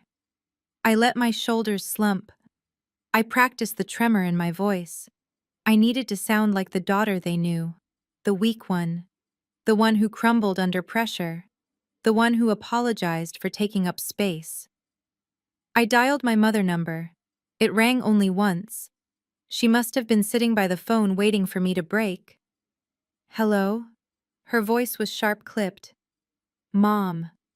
I let my voice crack. It is Julia. There was a pause. A calculated silence designed to make me squirm. Well, I assume you are calling to apologize for the humiliation you have caused this family. I closed my eyes, summoning every ounce of acting ability I possessed. I am tired, Mom. I cannot do this anymore. The news, the people staring at me, losing my job. You win. I just want it to stop. I heard the intake of breath on the other end, the sound of victory. I told your father you would come around eventually, Estelle said, her voice instantly shifting from cold to sickly sweet. We only did this for your own good, Julia. We knew you were not capable of handling that kind of money alone. It is a burden, darling. We are just trying to lift that burden off your shoulders. I bit my lip so hard I tasted iron. Yeah, I see that now. I want to sign. I want to settle. Excellent. I will call Marcus Thorne immediately. We can meet at his office tomorrow morning at 9. No, I interrupted. Not his office. My mother paused, suspicious. Why not? Because if I am going to sign away $50 million, I want to do it with some dignity, I said, injecting a note of childish petulance into my tone. I want a proper dinner. I want to feel like we are a family again, not like a business transaction. I could practically hear her calculating. She probably thought I was being dramatic, but if it got her the money, she would agree to anything. Fine. Where do you want to go? Olive Garden. No, Mom. The Signature Room. On the 95th floor of the Hancock Center. The Signature Room was the most expensive restaurant in Chicago. It had panoramic views of the entire city and the lake. It was where people got engaged or closed multi-million-dollar deals. It was a place my parents had gone to many times without me. The Signature. My mother sounded impressed. Well, I suppose we can afford it now, or rather, we will be able to afford it once you sign. I want the private VIP room, the glass one, and I want everyone there, you, Dad, Dominique, Spencer, and the lawyers. I want this done once and for all in front of witnesses, so no one can ever say I did not do the right thing. Done, she said quickly. I will make the reservation for 7 p.m. tomorrow. Dress nicely, Julia. Please do not embarrass us with those work boots. I hung up. I stared at the phone screen until it went black. They took the bait. They were probably popping champagne right now, laughing about how easy it was to break me. They thought they had won. They thought I was retreating to the high ground to surrender. They did not realize I was bringing them up to the 95th floor, just to push them off the edge. I started the car and drove. I had one stop to make. For 32 years I had been the invisible girl, the girl with the messy bun and the practical clothes, the girl who blended into the background while Dominique sparkled, the girl who looked like she apologized for existing. That girl died the moment my mother slapped me. I pulled up to a high-end salon in the Gold Coast district. I had $400 left on a hidden credit card I had kept for emergencies. This was an emergency. I walked in. The receptionist looked at my muddy boots and my tired face with skepticism. Can I help you? I need a cut and color, I said, and I need a makeup artist. We are fully booked, she started to say. I placed the platinum card on the counter. It was the one card my mother had not managed to steal because I kept it in a safe deposit box. I am not asking. I am paying. I have a very important dinner tomorrow night, and I need to look like someone who owns the place. 3 hours later, I sat in the stylist chair and looked at the stranger in the mirror. The long, mousy brown hair that I usually wore in a ponytail was gone. In its place was a sharp, asymmetrical bob that framed my jawline like a blade. It was dyed a deep, rich mahogany that caught the light. It made me look taller. It made me look dangerous. The makeup artist finished applying the lipstick. It was not pink. It was not nude. It was a deep blood red, a shade called Vendetta. I stared at myself. The tired eyes were gone, hidden behind smoky shadow that made my gaze intense and piercing. The scar on my chin from the slap was covered. I looked like a CEO. I looked like a predator. I walked out of the salon and went to a consignment shop next door. I found a dress. It was black silk, simple but devastatingly elegant. It fit like a second skin. I bought a pair of stilettos that added 3 inches to my height. When I got back to my car, I received a text from Leo. Everything is ready. I sent the files to your secure cloud. I also found something else about Dominique. You are going to love this. I opened the file. It was a medical record from a fertility clinic dated 2 years ago. Tubal ligation. Patient request. Dominique had sterilized herself voluntarily. She physically could not be pregnant. I laughed. It was a cold, hard sound in the empty car. The fake pregnancy, the fake happy marriage, the fake wealth. It was all a house of cards. And tomorrow night, I was going to open the window and let the wind blow it all down. I drove to the lakefront and parked. I watched the city lights twinkling in the distance. Somewhere in that skyline was the Hancock Center, towering above everything else. Tomorrow night my family would walk into that building thinking they were about to become royalty. They would order expensive wine. They would look down on the city and feel like gods. They had no idea that the girl they were meeting was not the daughter they raised. Julia, the landscape architect, was gone. Julia, the doormat, was gone. I touched the cold glass of the window. My reflection looked back at me. The sharp hair, the dark eyes. My mother told me to dress nicely. She told me not to embarrass them. I smiled, and the red lipstick looked like a warning sign. Do not worry, Mom. I am going to be the most memorable thing in that room. I reached into my pocket and pulled out the scratch-off ticket. I had moved it to a waterproof pouch taped to my ribs. It was safe. It was real.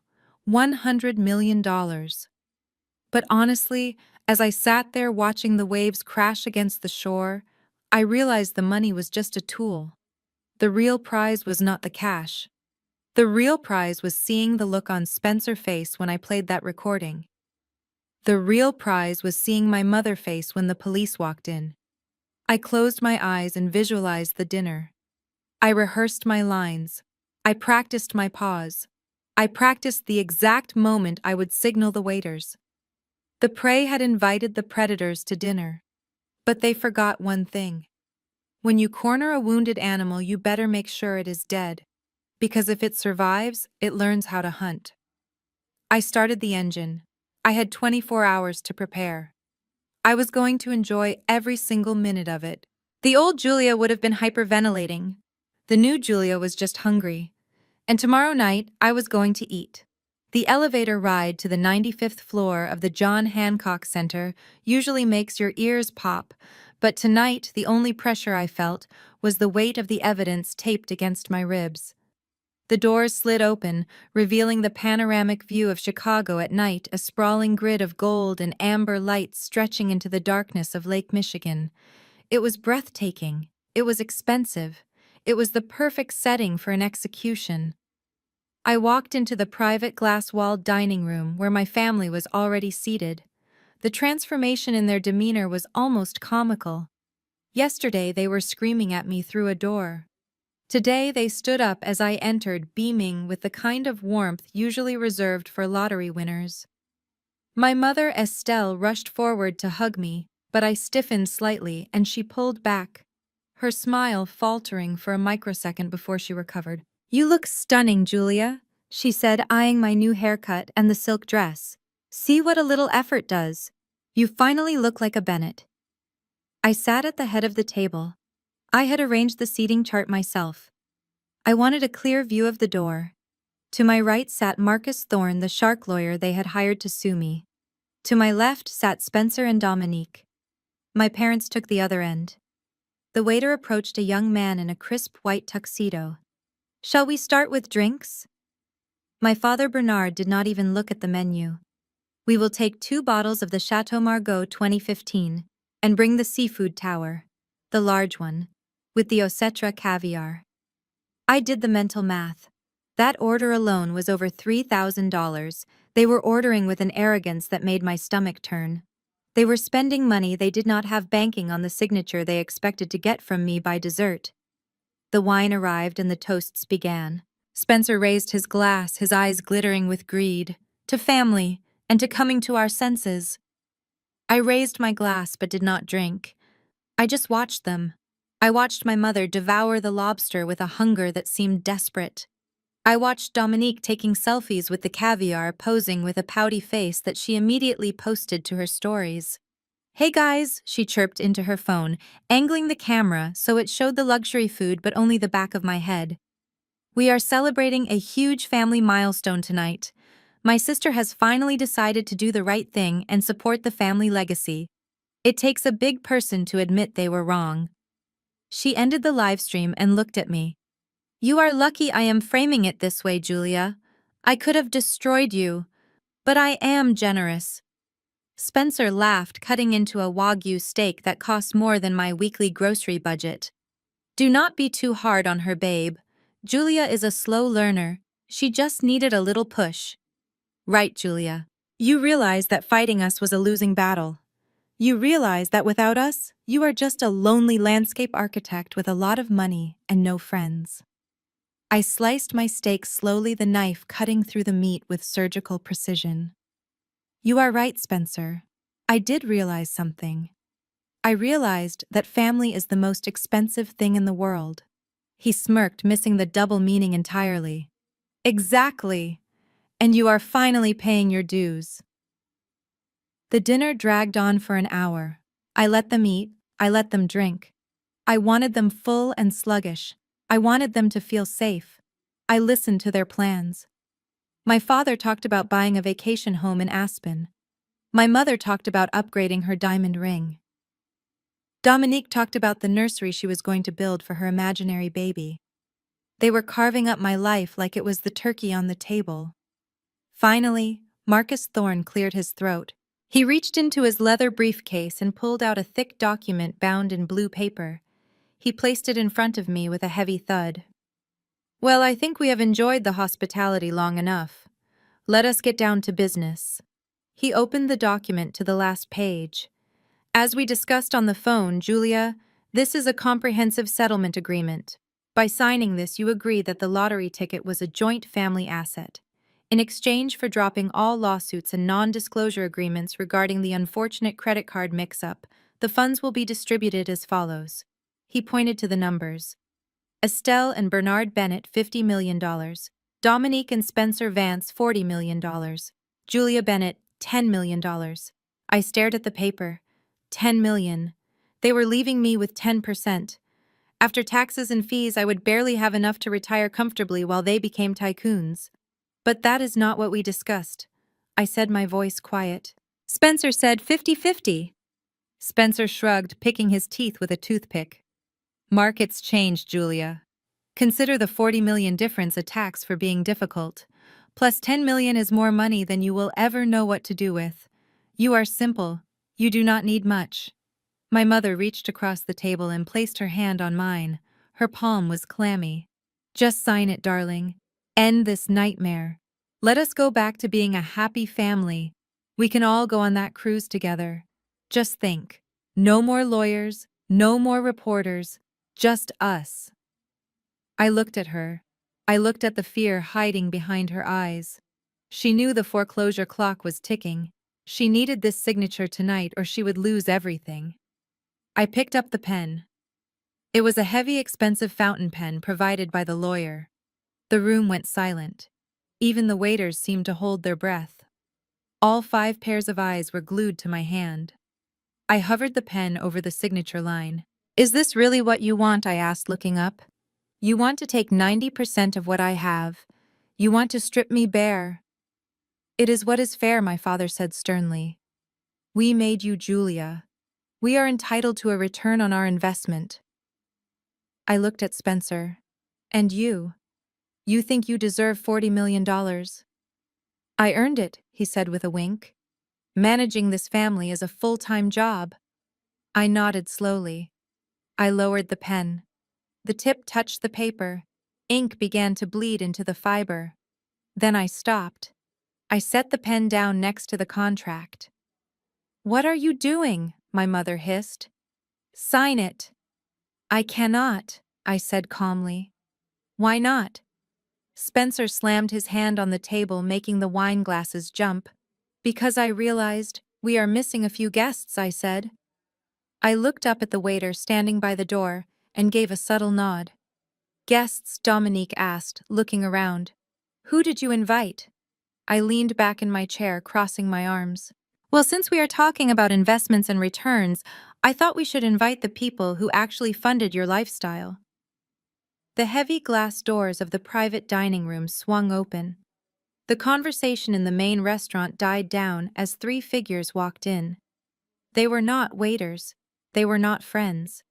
Two of them were uniformed police officers. Their faces were grim, their hands resting near their belts. Between them walked a man in a gray suit carrying a briefcase. My father dropped his fork. It clattered loudly onto the fine china. He knew the man in the gray suit. It was Mr. Henderson, the regional manager of the bank that held the mortgage on our family home. "What is this?" Spencer stood up, his chair scraping against the floor.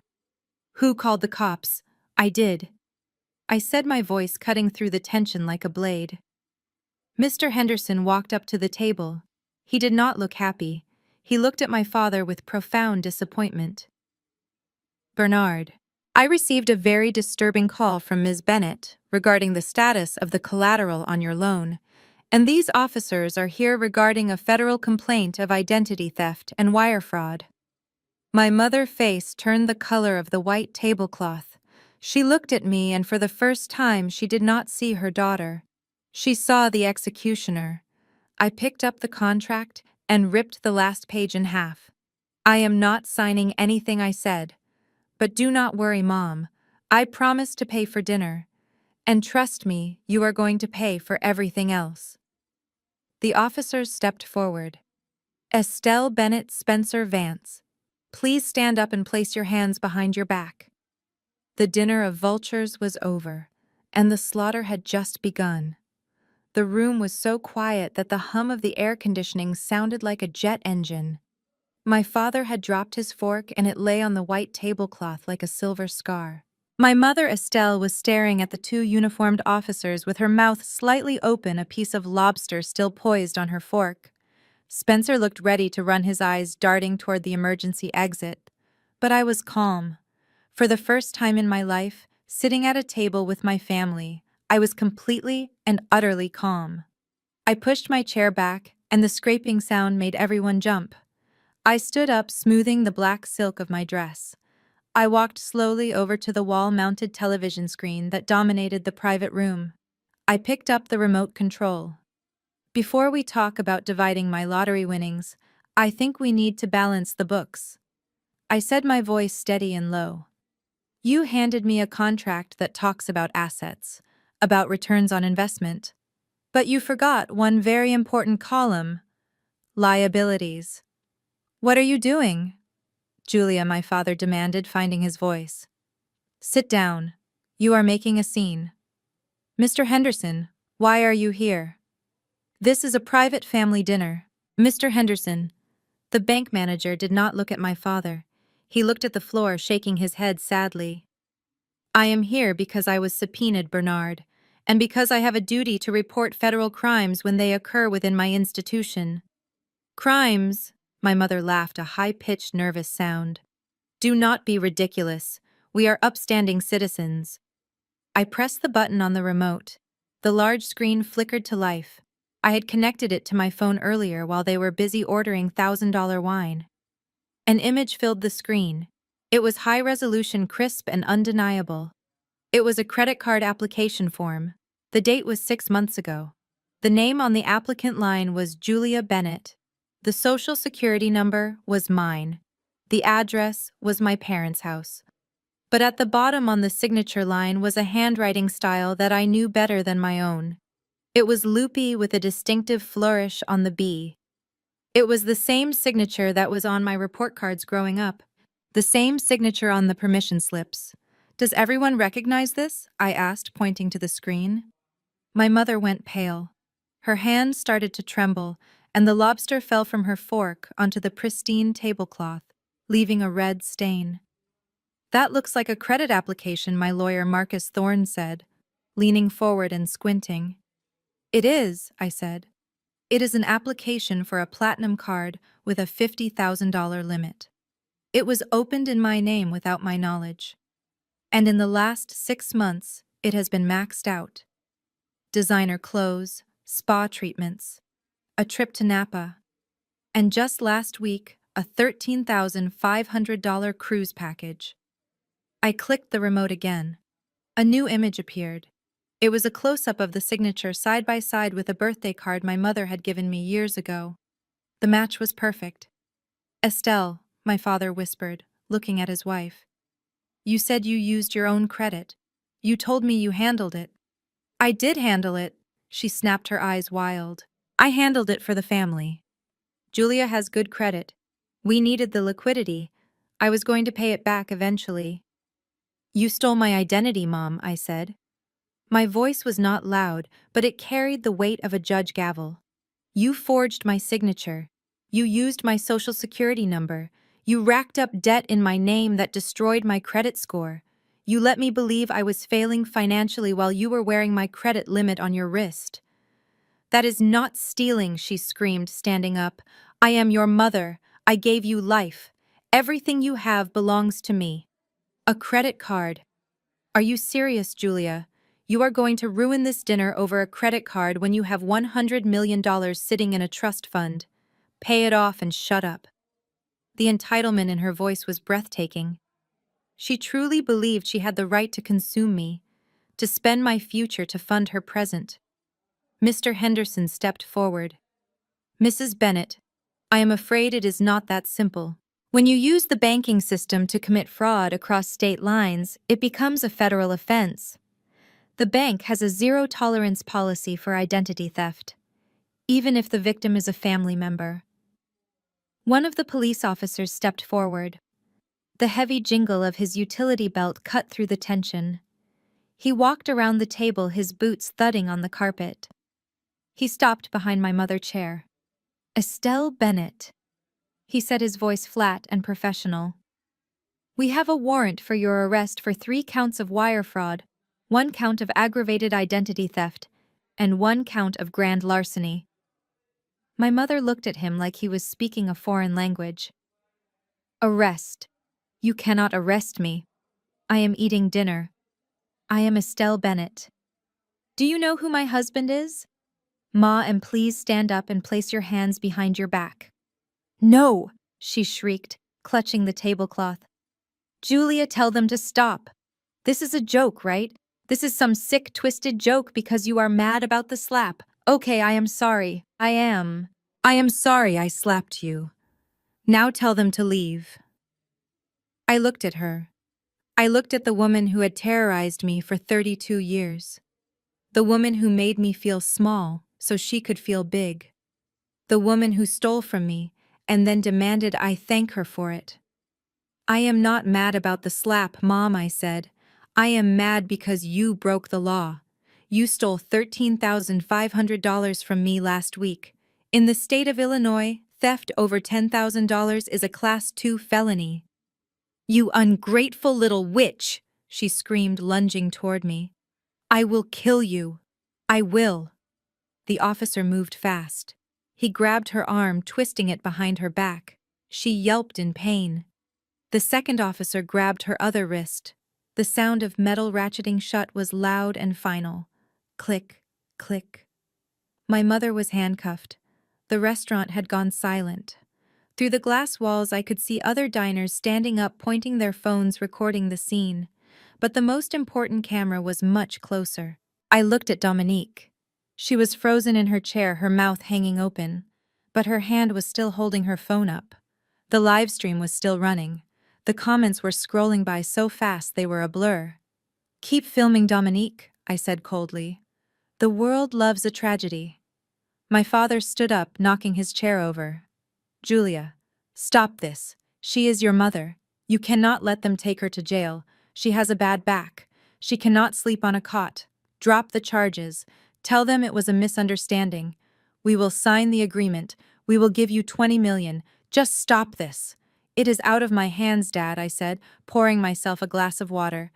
The state is pressing charges, and Mr. Henderson has already filed the fraud report. Even if I wanted to save her, I could not. She committed a crime. She has to pay the price. My mother was crying now. Ugly mascara-stained tears running down her face. Bernard, do something. Call the mayor. Call someone. Do not let them take me. The officers began to march her toward the door. She struggled, her heels dragging on the carpet. Everyone was watching. The servers, the guests, her friends from the country club who happened to be dining 3 tables away. She was being paraded in her shame. As they reached the door, she turned back to look at me. Her face was twisted into a mask of pure hatred. You are dead to me, Julia. Do you hear me? You have no mother. I picked up my glass and took a sip of water. I looked her right in the eye. I haven't had a mother in a long time, Estelle. I just had a thief who lived in my house. The doors closed behind her, cutting off her screams. The room was deathly silent. My father sank back into his chair, burying his face in his hands. Spencer was staring at the table, refusing to meet my eyes. Dominique finally lowered her phone, her hand shaking violently. I sat back down. I picked up my fork and speared a piece of the Wagyu beef that was getting cold on my plate. I took a bite. I took a lay. It was delicious. I swallowed and looked around the table at the survivors. Okay, I said, wiping my mouth with the linen napkin. Now that we have handled the identity theft, let us talk about the real estate fraud. Mr. Henderson, why don't you tell my father who actually owns the house he is sleeping in tonight? My father's head snapped up. His eyes were red-rimmed and terrified. He looked at Mr. Henderson, then at me, then at Spencer. Spencer started to push his chair back. I need to use the restroom, he stammered. Sit down, Spencer, I commanded, my voice cracking like a whip. He froze. No one leaves, I said. We have only just started the first course. And I promised you a night you would never forget. I signaled the waiter again. Bring the next bottle of wine, please. My family is going to need a stiff drink for what comes next. The silence in the private dining room was absolute. It was the kind of silence that usually follows a gunshot. The heavy wooden doors had clicked shut behind the police officers dragging my mother away in handcuffs, leaving a void that felt suffocating. My father Bernard was standing by the table, his face a mask of gray ash. He looked at the empty chair where his wife had just been sitting. Then he looked at me, and finally he turned his desperate gaze to Mr. Henderson, the bank manager. My father straightened his tie, a reflex of a man who believes that appearance can fix reality. Bill, he said, his voice shaking, but trying to sound authoritative. Bill, I am sorry you had to see that. Estelle is dramatic. We will get that sorted out in the morning. But regarding the house, I think there has been a mistake. I spoke to the loan officer last week. We are restructuring. I have the paperwork at home. Mr. Henderson did not blink. He held his briefcase with both hands, standing tall and immovable.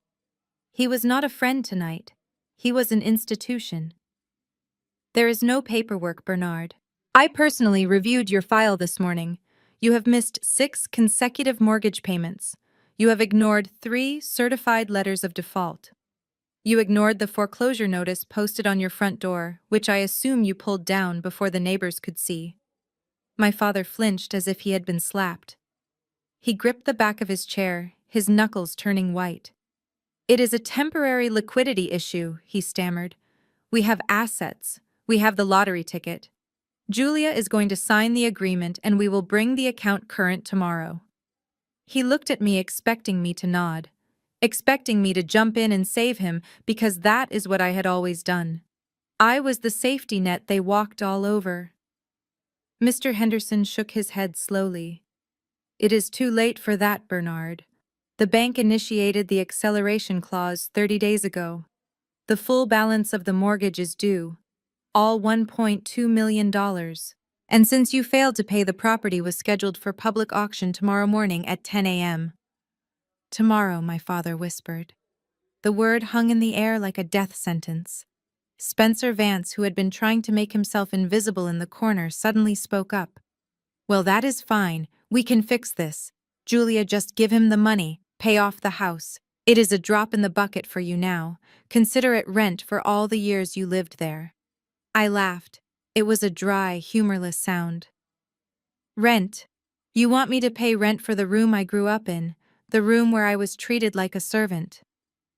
Mr. Henderson cleared his throat, turning his attention away from my father. Actually, the auction has been cancelled. My father let out a long, ragged breath. Oh, thank God. See, Spencer, I told you. Bill is a reasonable man. Thank you, Bill. We will get you a check next week. The auction was not cancelled because of a favor Bernard Mr. Henderson said, cutting him off coldly. It was cancelled because the debt was purchased. My father froze. Purchased? What do you mean? This morning at 9 a.m., a private investor contacted the bank. They offered to buy the distressed note for the full value of the principal, plus all outstanding fees and penalties. The bank accepted the offer. We have transferred the deed and all rights to the property to the new lionholder. My father looked around the room confused. Who? Who bought it? Mr. Henderson turned slowly. He looked at me. He gestured with his open hand like a presenter unveiling a masterpiece. Ms. Julia Bennett is the new sole owner of the mortgage note. The sound of a glass shattering broke the silence. Dominique had dropped her water glass. Water pooled on the tablecloth, dripping onto her expensive dress, but she did not move. She stared at me with wide, terrified eyes. My father looked at me. He looked at the daughter he had called a failure, the daughter he had tried to swindle. You, he whispered, you bought the house. I took a sip of my wine. It tasted like victory. I bought the debt, Dad, which means I own the loan. And since you are in default, I have the right to foreclose immediately. But I decided to save us all the legal fees of a court battle. I reached into my purse and pulled out a single sheet of paper. It was an eviction notice printed on heavy legal bond. I slid it across the table. It stopped right in front of my father. This is a notice to vacate, I said, my voice calm and conversational. Since I am now the owner of the property and you are delinquent tenants, I am exercising my right to take possession. You have 24 hours. 24 hours! My father gasped, clutching his chest. You cannot do this. That is our home. Your grandfather built that house. It is the family legacy. It was the family legacy, I corrected him. Until you used it as a piggy bank, until you mortgaged it to the hilt to fund a lifestyle you could not afford. And speaking of funding, let us talk about where that equity went. I turned my gaze to Spencer. He was sweating now. Beads of perspiration were glistening on his forehead under the expensive lights of the restaurant. He avoided my eyes, looking down at his plate of half-eaten steak. Dad, do you know why you are broke? I asked. Do you know why you had to take out a second mortgage 6 months ago, the $500,000 you cashed out? My father looked confused. We invested it. Spencer said he had a sure thing, a crypto arbitrage opportunity. He said it would triple in 3 months. I looked at Spencer. Triple? Is that what you told them, Spencer? Spencer stood up, his chair screeching against the floor. I need to go. I am not feeling well. Sit down, Spencer, I shouted, slamming my hand on the table. He collapsed back into the chair, looking like a trapped rat. Mr. Henderson, would you mind telling my father where that wire transfer went? I asked. Mr. Henderson opened his folder. The $500,000 was wired to a shell company in the Cayman Islands called Vance Global Holdings. From there, it was transferred to a digital wallet. We traced the wallet. The funds were used to purchase a speculative coin called Moon Rocket. And what is Moon Rocket worth today, Mr. Henderson? Mr. Henderson closed the folder. It was a rug pull scam, Mrs. Bennett. The value went to zero 2 weeks after the purchase. The money is gone. My father slowly turned his head towards Spencer. The realization was washing over him like a tidal wave. The genius son-in-law, the financial wizard, the man he had praised while belittling me. You lost it, my father whispered. You lost the house. Spencer stammered, his hands shaking. It was a market correction, Bernard. I could not predict it. It was supposed to go to the moon. You gambled my house, my father roared, his face turning purple. You gambled my father house on a cartoon coin, and you let him, Dad, I said quietly. You trusted him because he wore a nice suit and told you what you wanted to hear.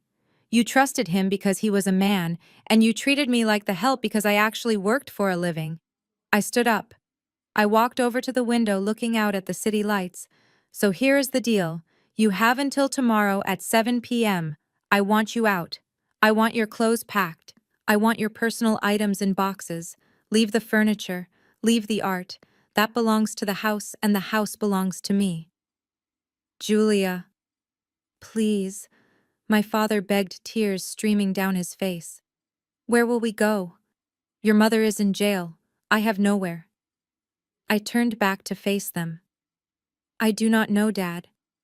Maybe you can stay with Spencer. I hear he has a very nice apartment downtown.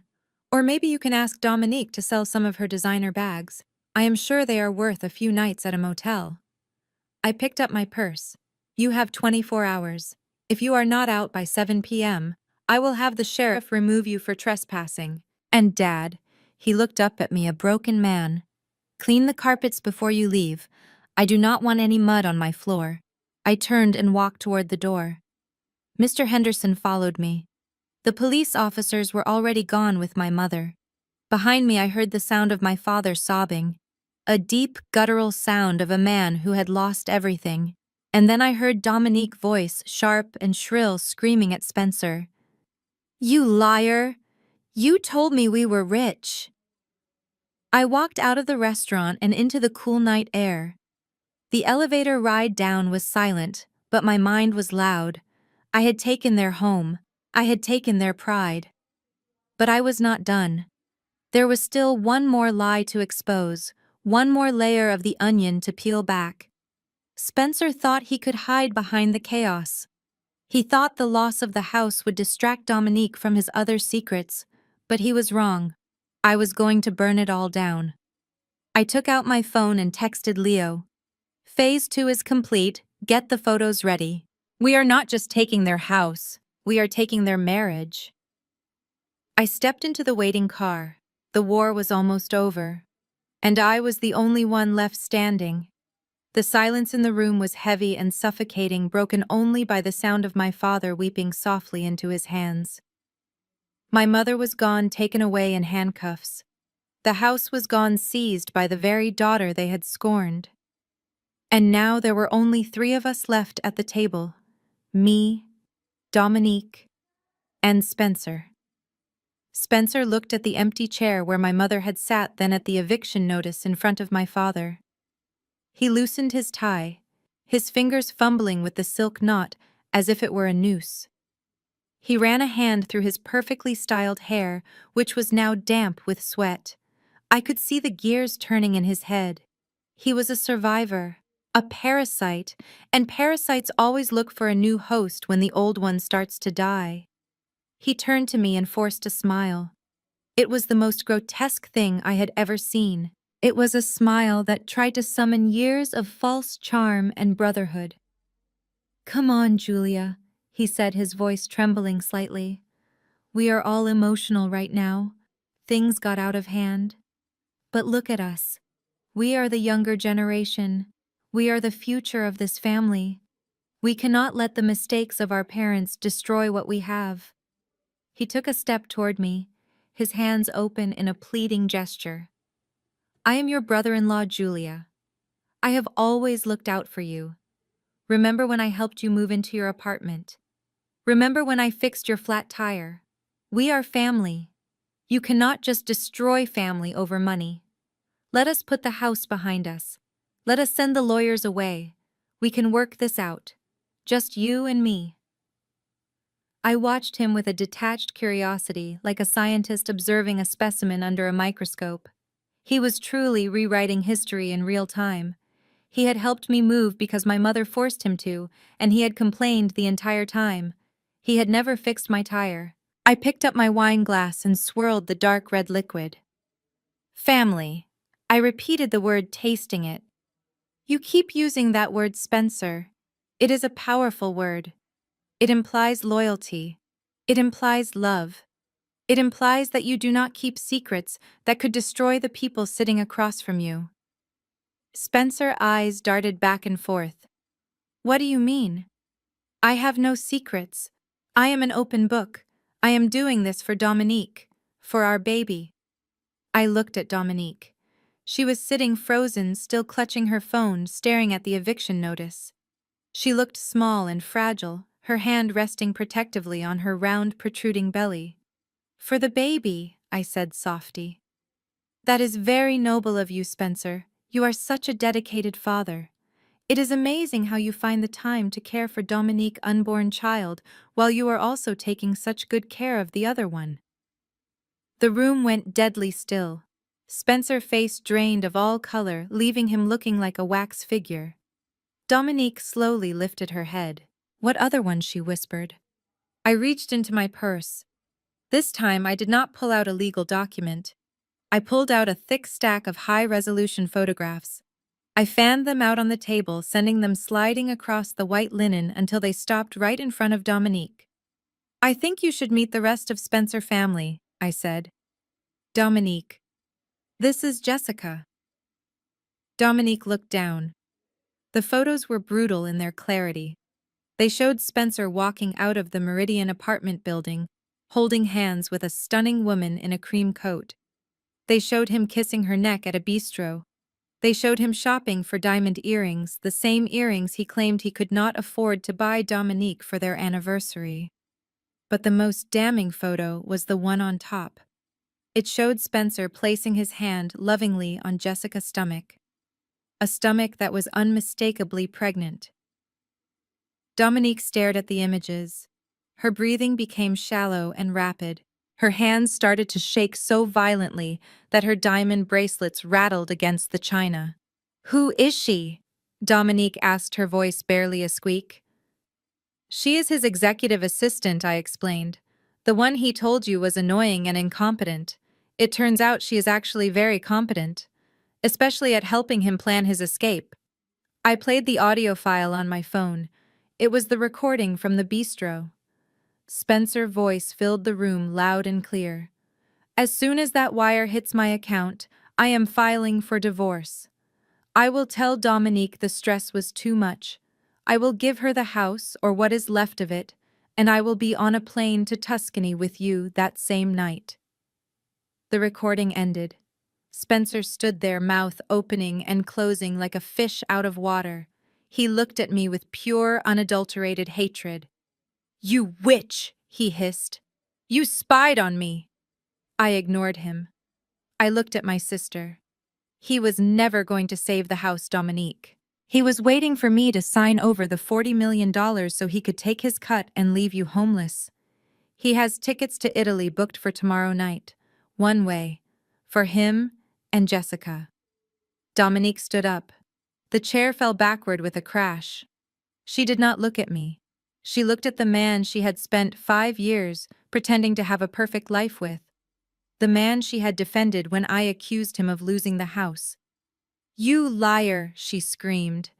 It was a primal sound, a sound of total humiliation. She grabbed the photos and threw them at his face. The glossy paper fluttered down around him like confetti. You told me you loved me. You told me we were a power couple. You got her pregnant. You got your secretary pregnant. Spencer held up his hands, backing away. Dom, listen to me.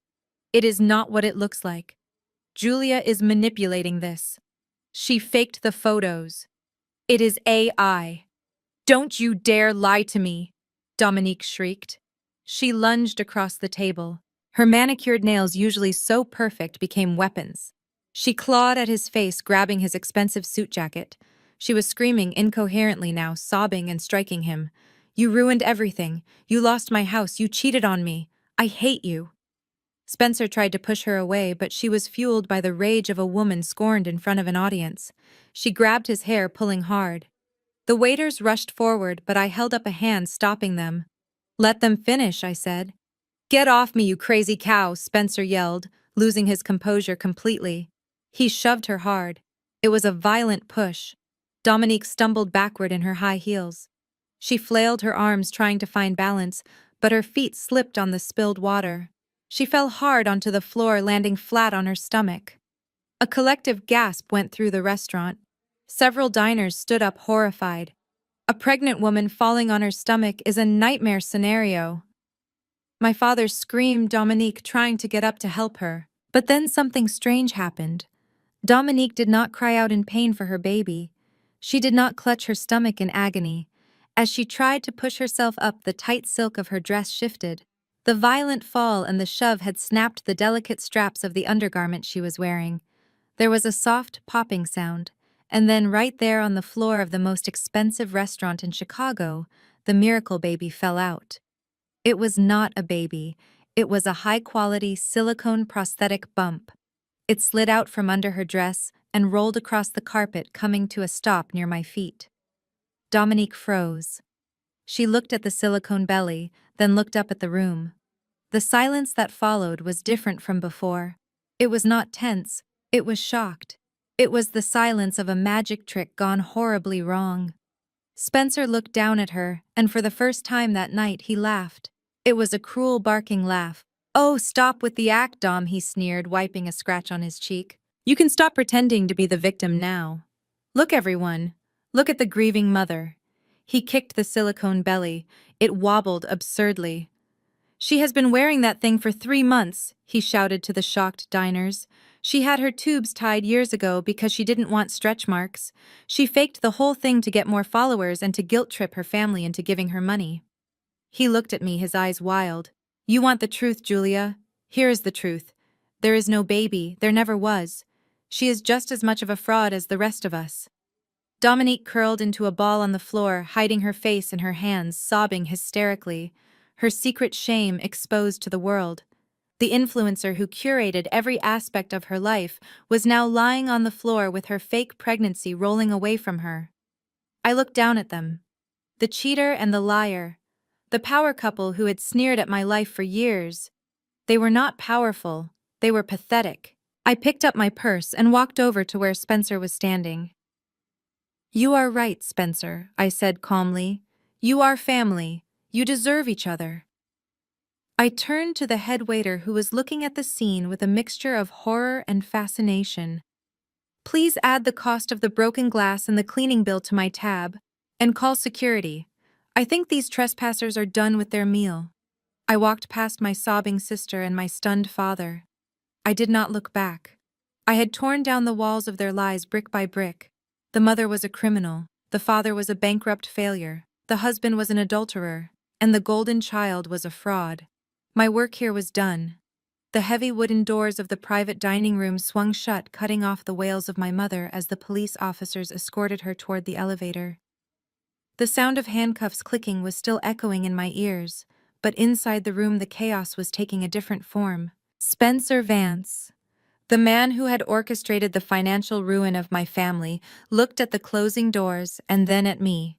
His face was a mask of pure panic. The arrogance that had defined him for years had evaporated, leaving behind the terrified face of a con artist whose time had run out. He looked at Dominique, who was still curled on the floor, sobbing next to her silicone stomach. He did not move to help her.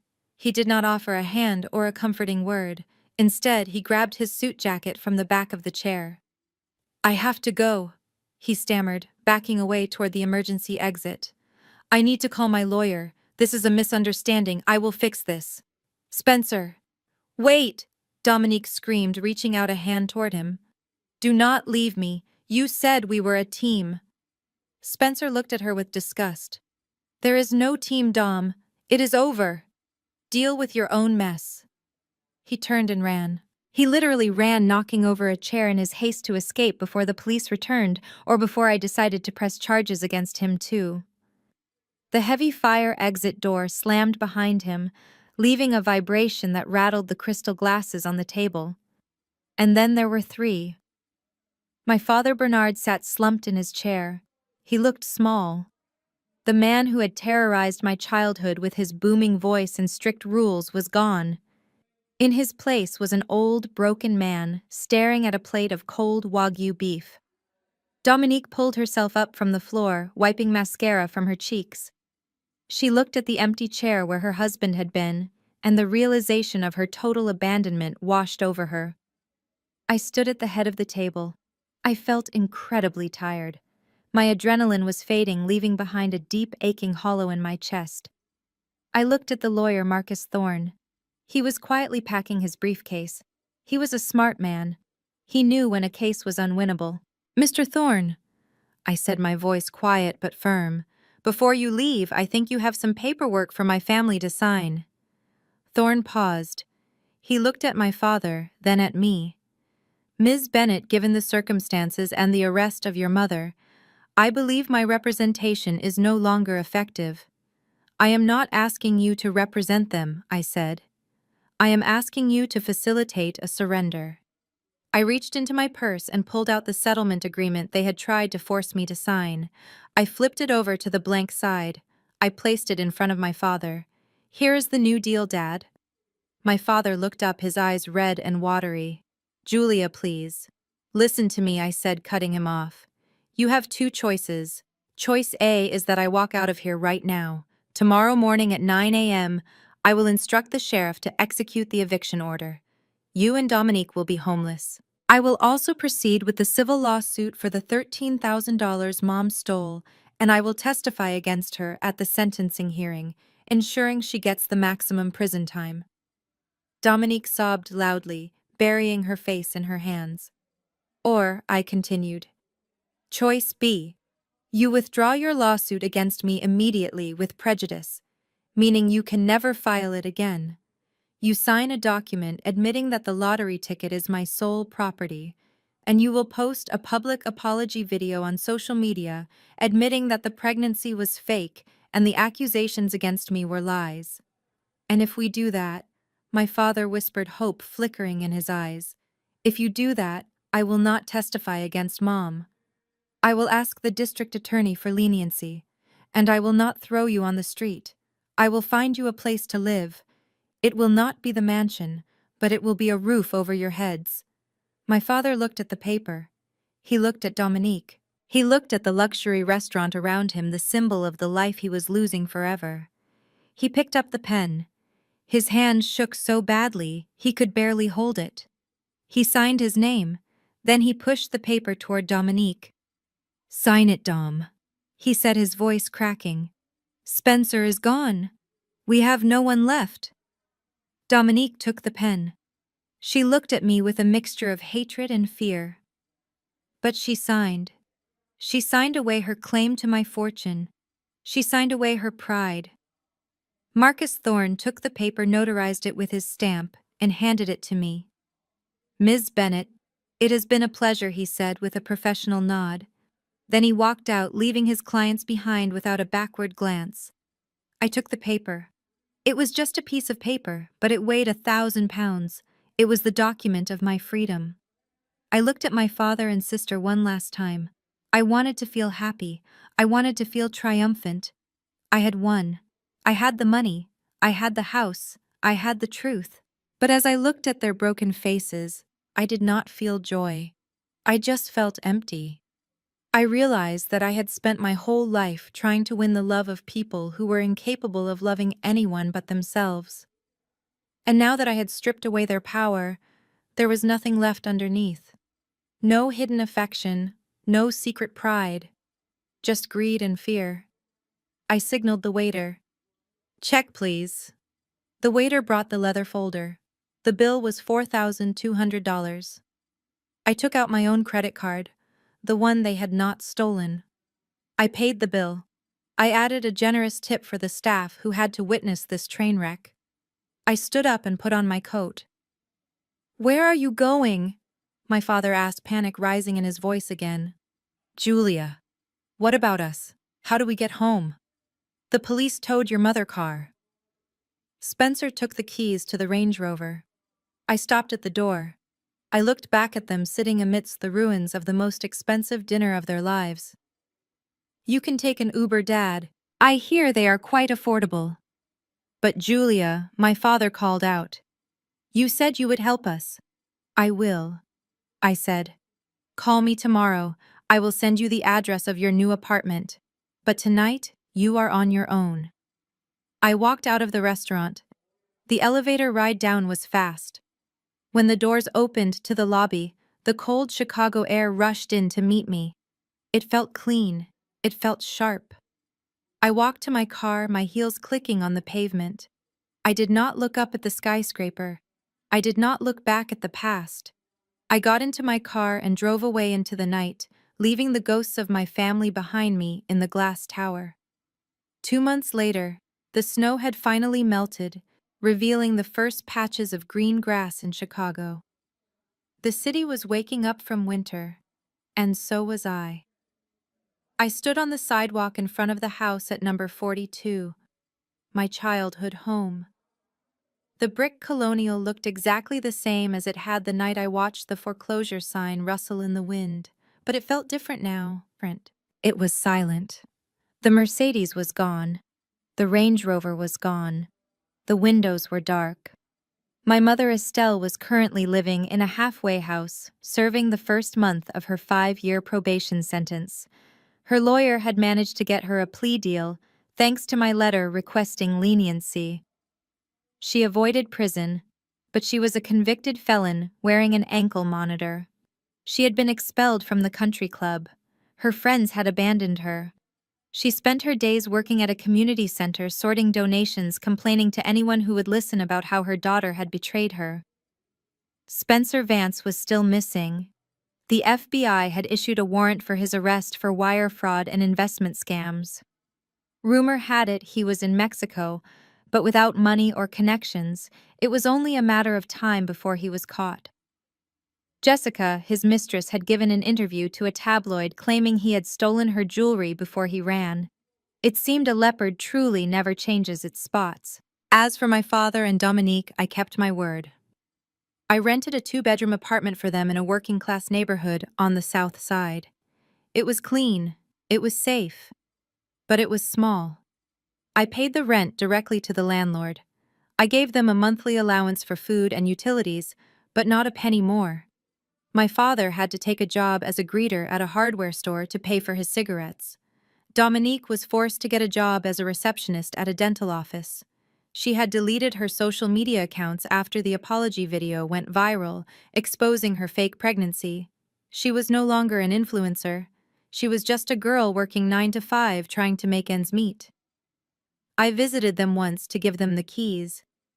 The apartment smelled of cheap cleaning products. My father would not look at me. Dominique cried in her room. I did not stay for tea. Now I stood in front of the mansion that had started it all. I owned it free and clear. I had paid off the mortgage with a single wire transfer from my trust fund. A large yellow truck pulled up to the curb. The engine rumbled loudly. A man in a hard hat jumped out holding a clipboard. Ms. Bennett, he asked. Yes, that is me, I said. We are ready to start. Do you want to do a final walkthrough before we begin? I looked at the house. I thought about walking through the halls one last time.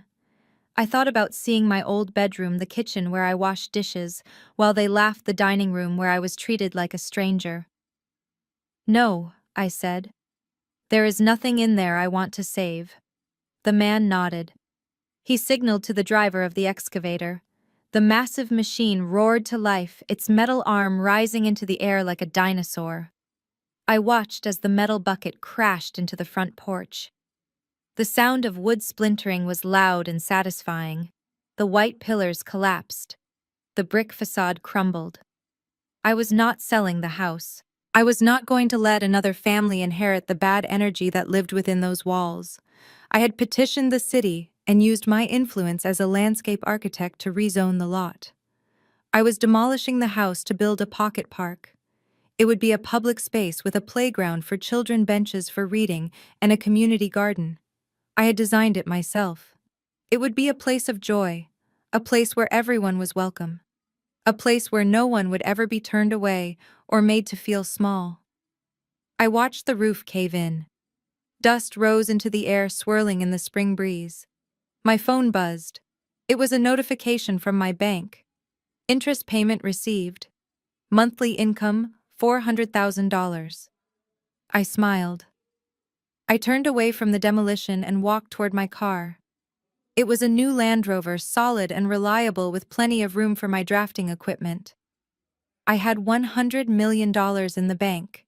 I had a new apartment in the city with a view of the river. I had my own architecture firm, now free to build the projects I dreamed of. But as I climbed into the driver's seat and started the engine, I realized that the money was not the best thing I had won that Thanksgiving. The money bought me comfort, it bought me security, but the true gift was the clarity. The lottery ticket had acted like a blacklight, revealing the stains and cracks that had always been there, hidden in the dark. It forced me to see my family for who they really were, and it gave me the courage to finally walk away. I put the car in drive. I did not look in the rearview mirror as the walls of my childhood prison finally came crashing down behind me. I drove toward the horizon where the sun was just starting to set, painting the sky in shades of gold and violet. I was alone, but for the first time in 32 years, I was not lonely. I was free. And that, I realized as I merged onto the highway, was the only jackpot that really mattered. This journey taught me that real wealth isn't about the numbers in a bank account. It is about the freedom to walk away from people who drain your spirit, even if they share your DNA. For years, I thought I was worthless because my family treated me like an option. But the moment I stopped seeking their validation, I found my power. Tearing down that house wasn't just an act of revenge, it was an act of liberation. We cannot choose where we come from, but we can always choose where we go next. Peace is the only luxury worth fighting for. Have you ever had to cut ties with a toxic family member to save your own peace? I would love to hear your story in the comments below. If Julia's strength inspired you today, please hit that like button and subscribe for more stories about justice and resilience.